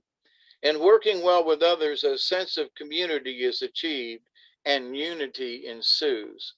So the sense of achievement with Beaver the Builder, and the fact that they normally get along with each other, there's not a lot of friction and fighting within the family. And so, sometimes Beaver brings you a warning to watch your back. If this is your message, you will know it by the position. Oh, I'm sorry, I didn't. Use discernment and all will be fine. So, but anyway, so be the builder and work with other people on projects. And, it's always about honoring another person's talents. So there was a tidbit of information I heard the other day. It was one of those true facts. And I can't remember which city it was, but there was a gentleman who got together, and he was an architect of sorts, and drew up all these plans and did all of these things and went to all of these investors and said, here, it's going to be the tallest skyscraper out here in the Midwest kind of thing. Kansas or Oklahoma, I don't know where anyway. So, and everybody donated and put in this money, and the building began and everything went on. And when the building was completed, all the investors went and said, what's up with this building? What's up with this skyscraper? And what had happened was this guy sold them what was supposed to be 400 feet tall was only 40 feet tall. Because on all of the drawings and everything, it specified, how big everything was. All of the dimensions were correct. They tried to sue him for the money that he had invested.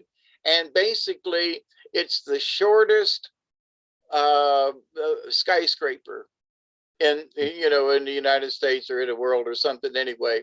But because he had scammed them, he actually built it. But instead of it being 400 feet tall, it was 40 feet tall or whatever. Nobody ever looked at the plans. Nobody ever, all the investors, nobody ever stopped to look, and it was built correctly. Yeah. So anyway. Oh, the scams out there.